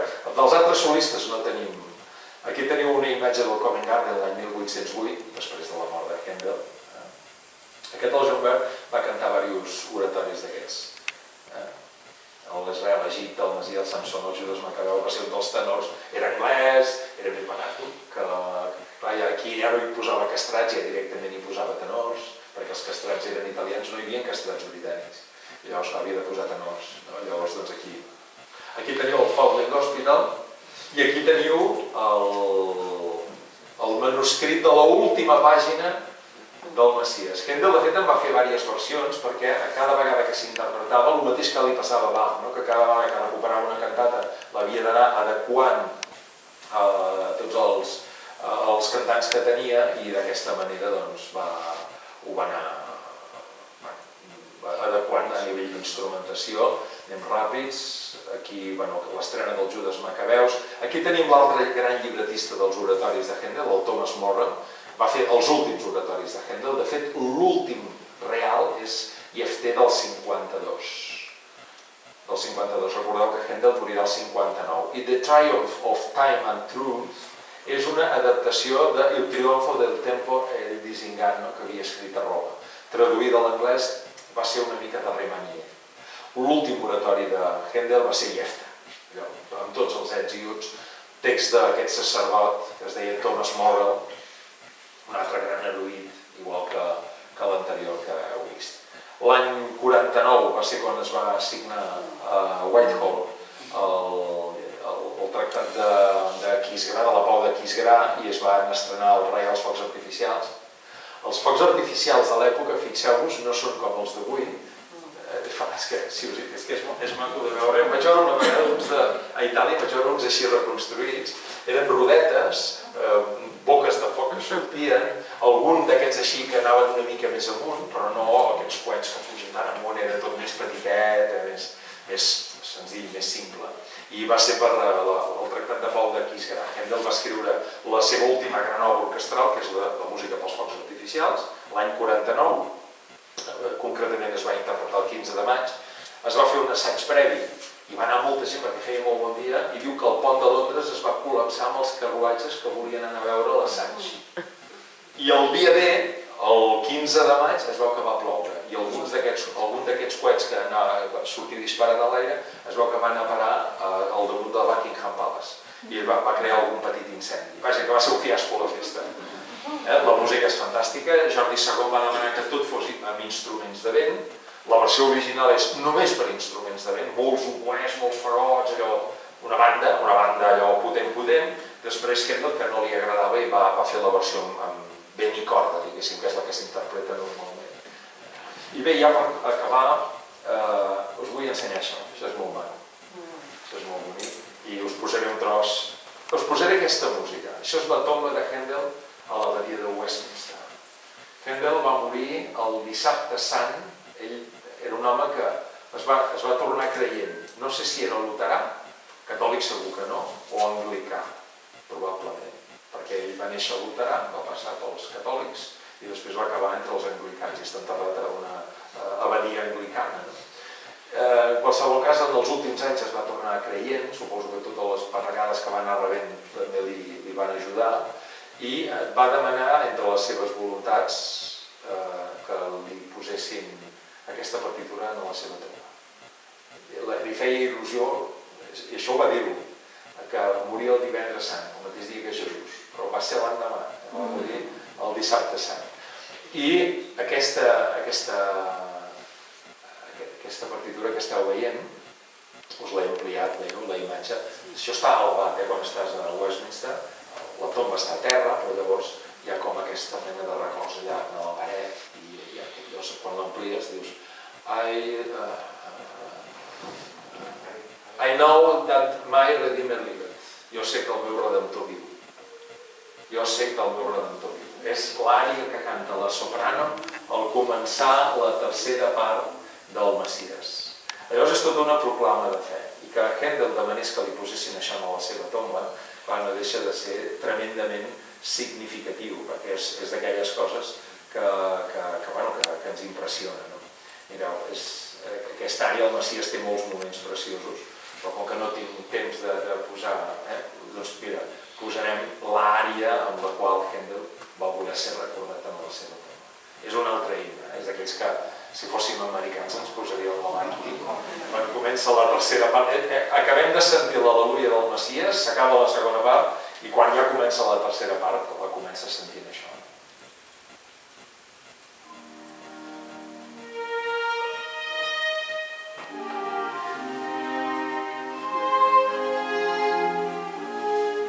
És una proclama de fe.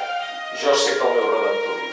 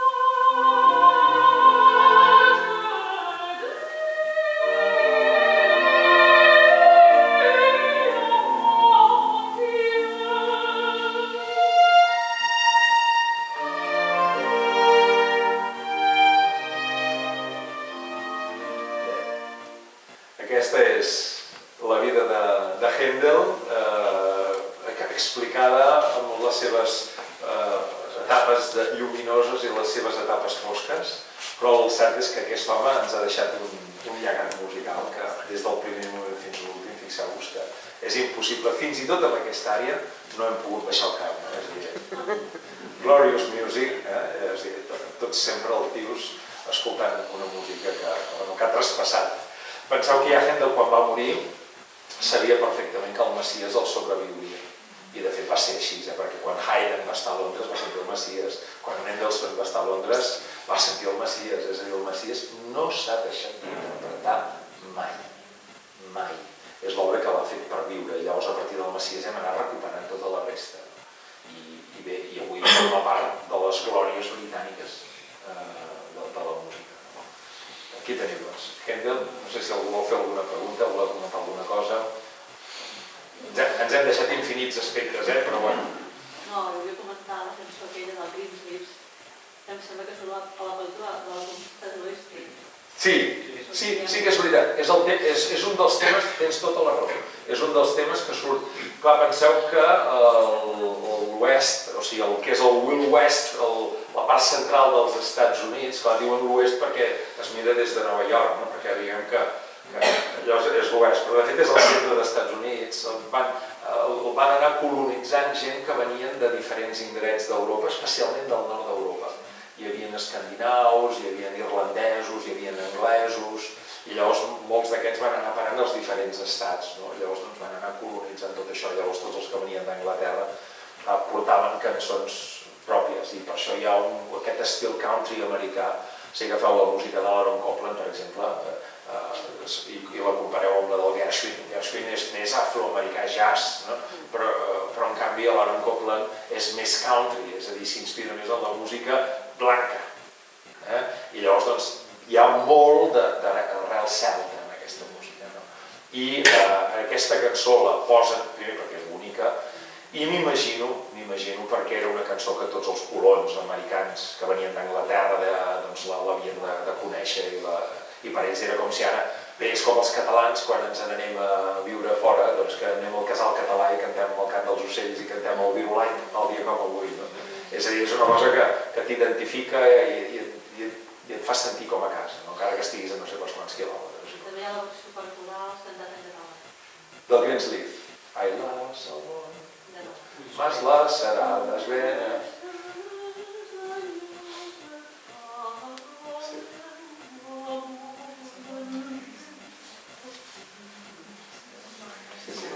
És que aquesta cançó està bonica. Alguna qüestió més que vulgueu? Una curiositat,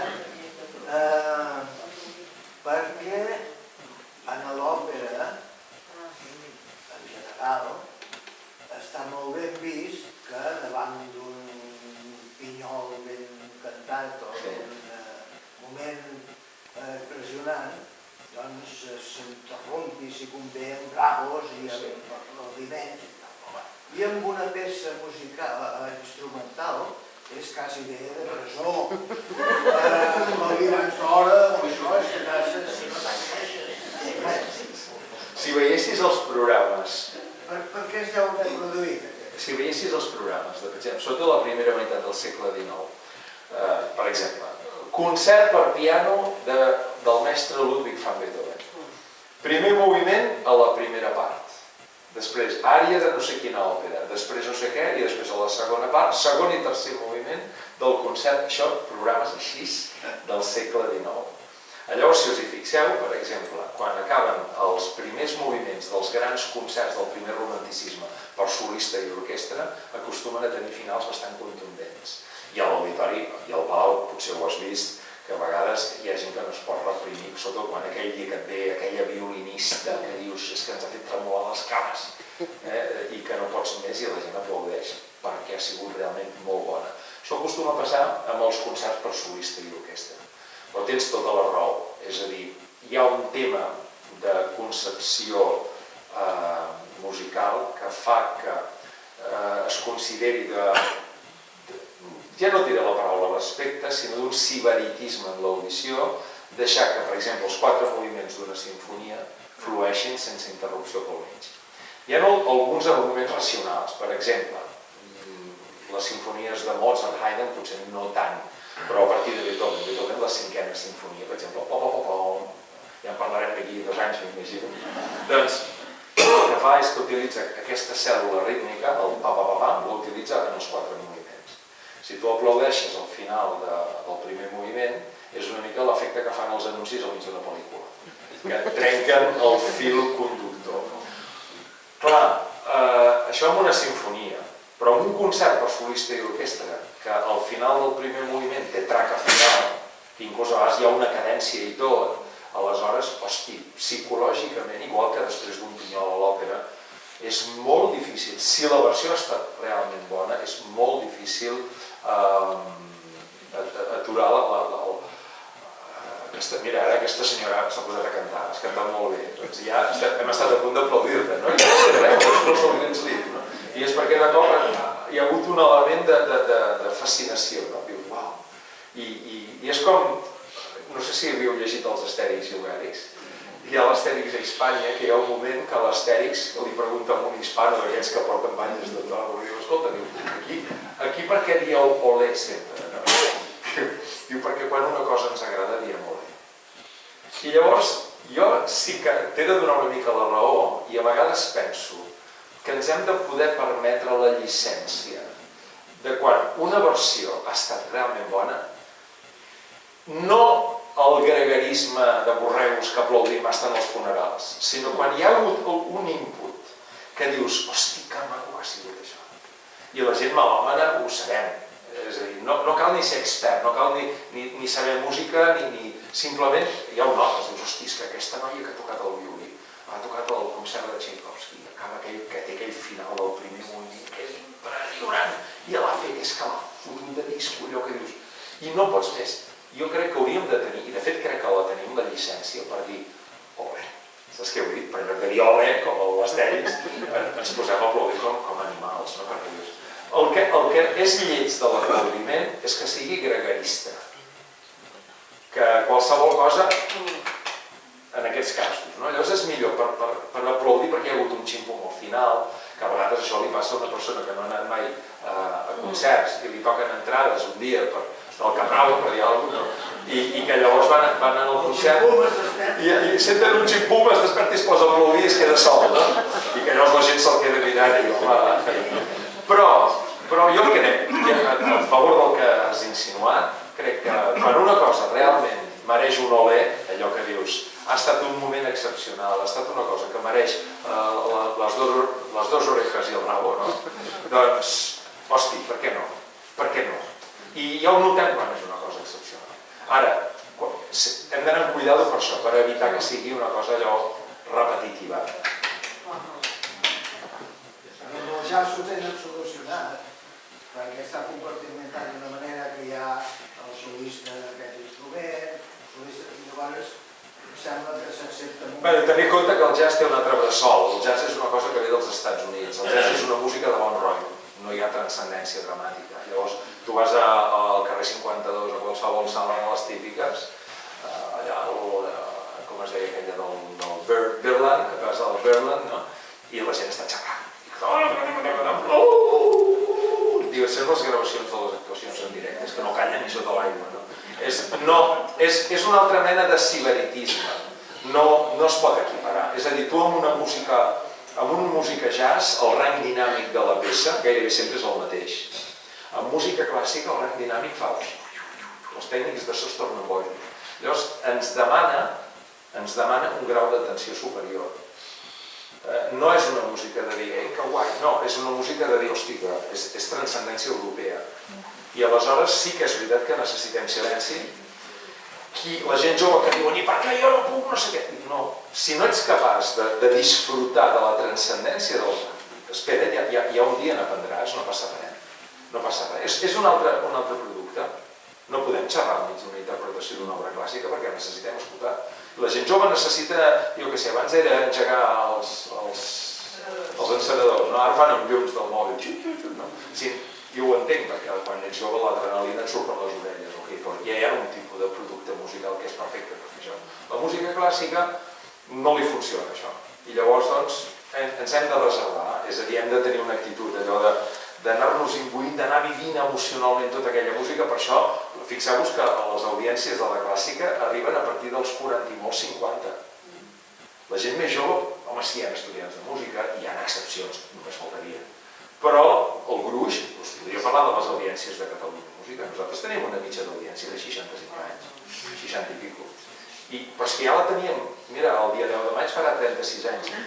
Ja la teníem fa 30 anys, aquesta mitja.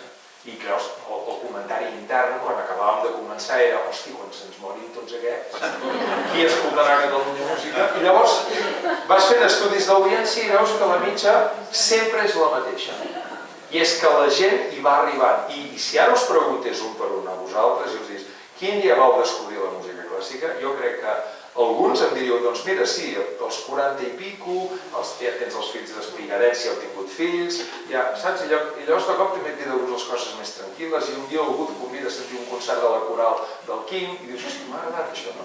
I dius, hòstia, i aquesta peça que heu fet, veus el Quim et diu tots, no, mira, que tal, que tom. I llavors, m'he comprat un disc amb aquella peça que... Pum, vaig a l'auditori, vaig al Palau, no? I arribem, i acabem arribant.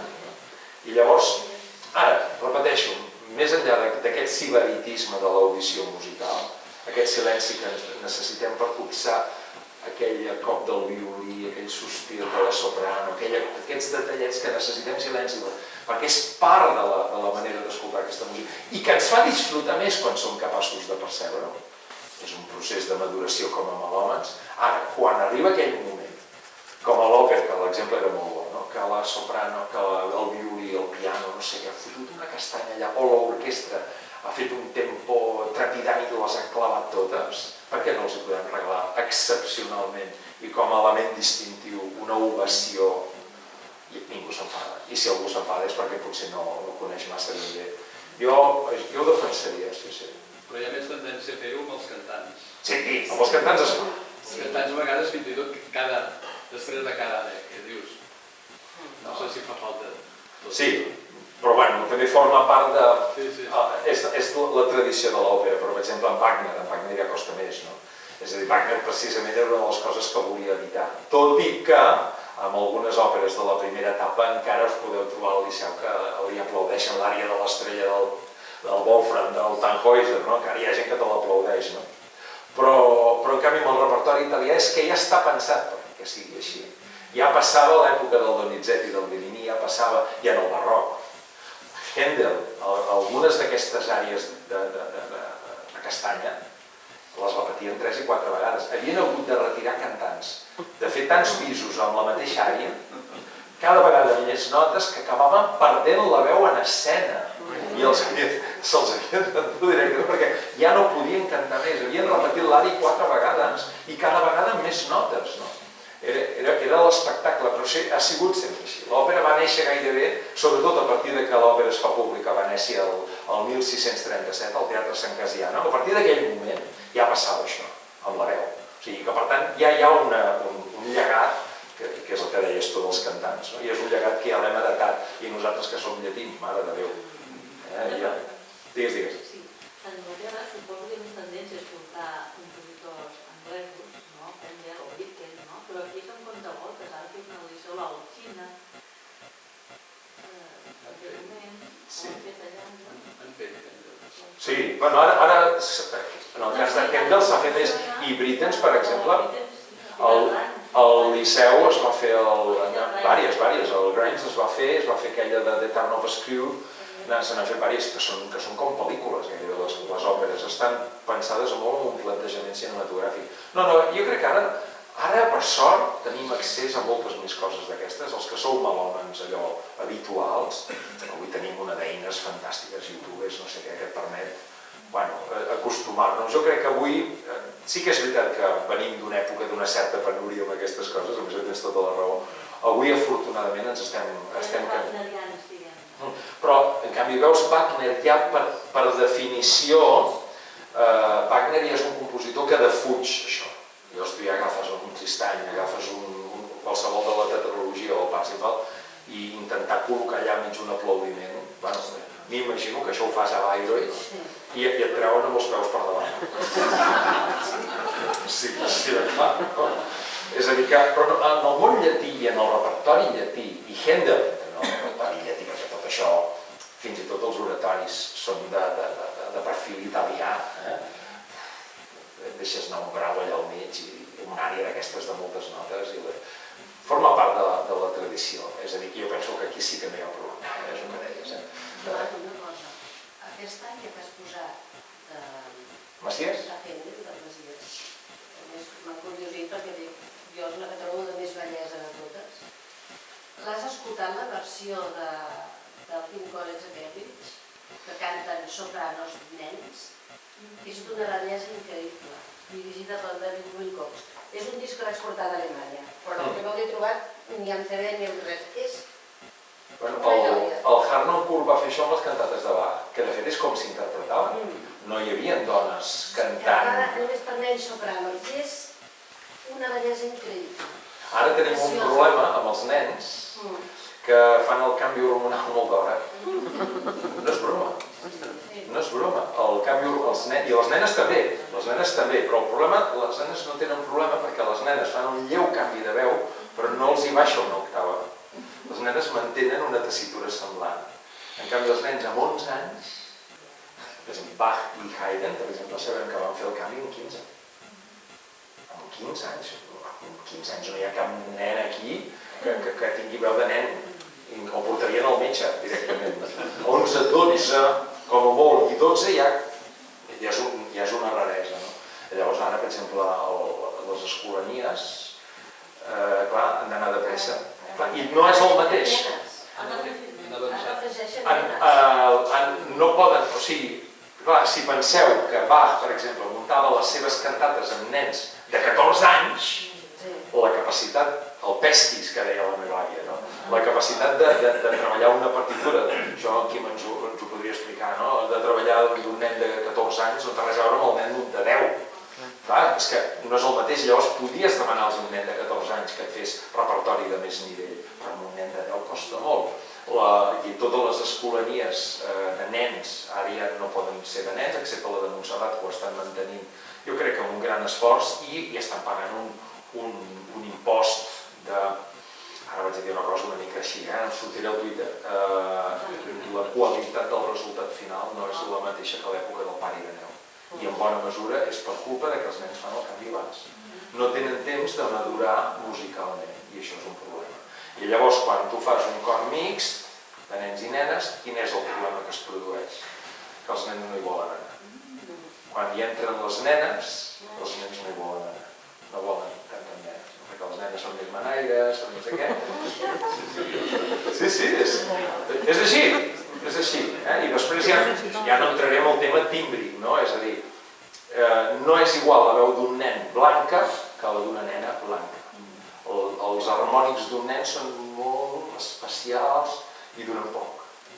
I la nena hi ha veus molt maques, però no té aquella cosa, no? I llavors la sonoritat resultant no té allò, però tampoc és important. És a dir, que ja mira el cor Vivaldi, per exemple, és un cor essencialment de nenes. Algun nen que n'hi ha un o dos que està per allà, que aquests no els importa estar amb nenes, però estan fent un treball genial. El cor dels Amics de la Unió de Granollers, que també és majoritàriament el cor de nens, és de nenes, realment, i la qualitat és bona. Sí que hi ha aquesta cosa tímbrica, que tots els directors i directores corals t'ho reconeixen. Parles amb la Dolors Bonal, per exemple, i et diu, sí, és veritat, que els cors de nens tenen aquell timbre, aquella cosa que... Però... Els cors de nens arriba a la màxima maduració, als 12 anys, la veu del nen arriba a la màxima maduració. Però això després s'envia i passa a la baixa, no? Per tant, tímbricament és molt bona la veu en aquest moment, dels 10 o 12 anys. Sí, però se'ns està acabant, perquè...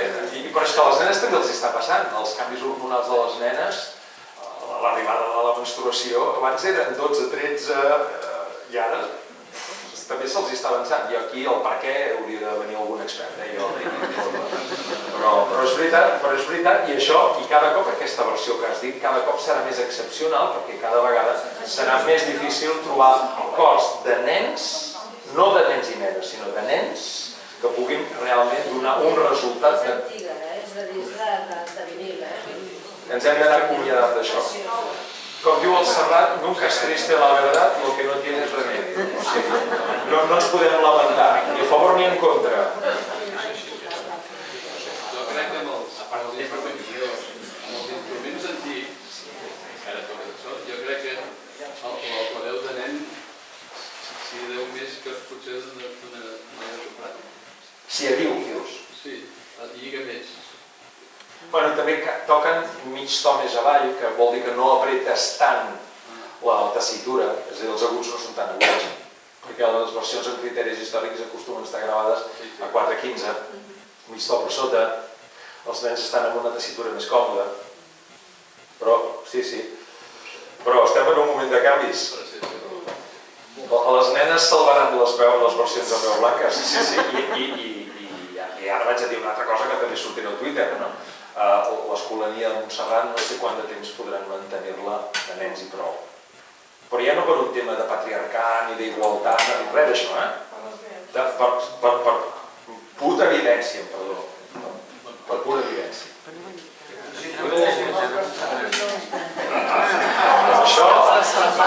Això sí que no. Els castrats és una cosa que no la podem evitar. Penseu que avui un castrat, ja a l'època, els que no eren famosos, ja els hi deien tu sei un mezzo uomo. Tu ets un mig home. O sigui, avui, que parlem dels col·lectius marginats LGTBI i tal, hi hauríem d'afegir una C. O sigui, seria horrorós. No, és que aquesta broma, jo, només que això caigués en mans d'alguna persona sense escrúpols, que en tenim no sé quantes, i que hi veiessin una capacitat de guanyar-hi diners, jo no ho vull ni pensar. No, evidentment que era una broma, jo t'hem entès tots, però... No, però és veritat, però és una cosa, en broma sí que es pot dir, clar que sí, però és una cosa que és absolutament implantejable, perquè els que guanyaven calés eren respectats, però els que no guanyaven calés eren uns pobres desgraciats. Documentat, a l'època. Van ser els testimonis d'un dels moments màxims de bellesa, de capacitat interpretativa, però els que no van arribar en aquest estatus van ser pobres desgraciats que inclús el Charles Barney, un viatger britànic, ho explica, diu, però com pot ser que Itàlia, sobretot el sud d'Itàlia, Nàpols, que era on hi havia més, perquè també és on hi havia més misèria. Això és com una mica, que són unes xaboles al Brasil, no? Si tu tens una família que tens 15 fills i un d'ells es diu Ronaldinho i et marca gols, aquell traurà de pobres a tots els altres. I llavors doncs era això, si un castrat et sortia bé, eren els que guanyaven més calés, més que les sopranos. O sigui, els Senesinos i els Farinellis guanyaven, es conserven les nòmines, guanyaven més calés que les sopranos. I aleshores, esclar, treien de pobres a tota la família. Per això, a Nàpols anaven desesperats, perquè estava prohibida la castració. Només es podia fer per raons mèdiques. Untaves el metge perquè digués que el nen estava malalt i se l'havia de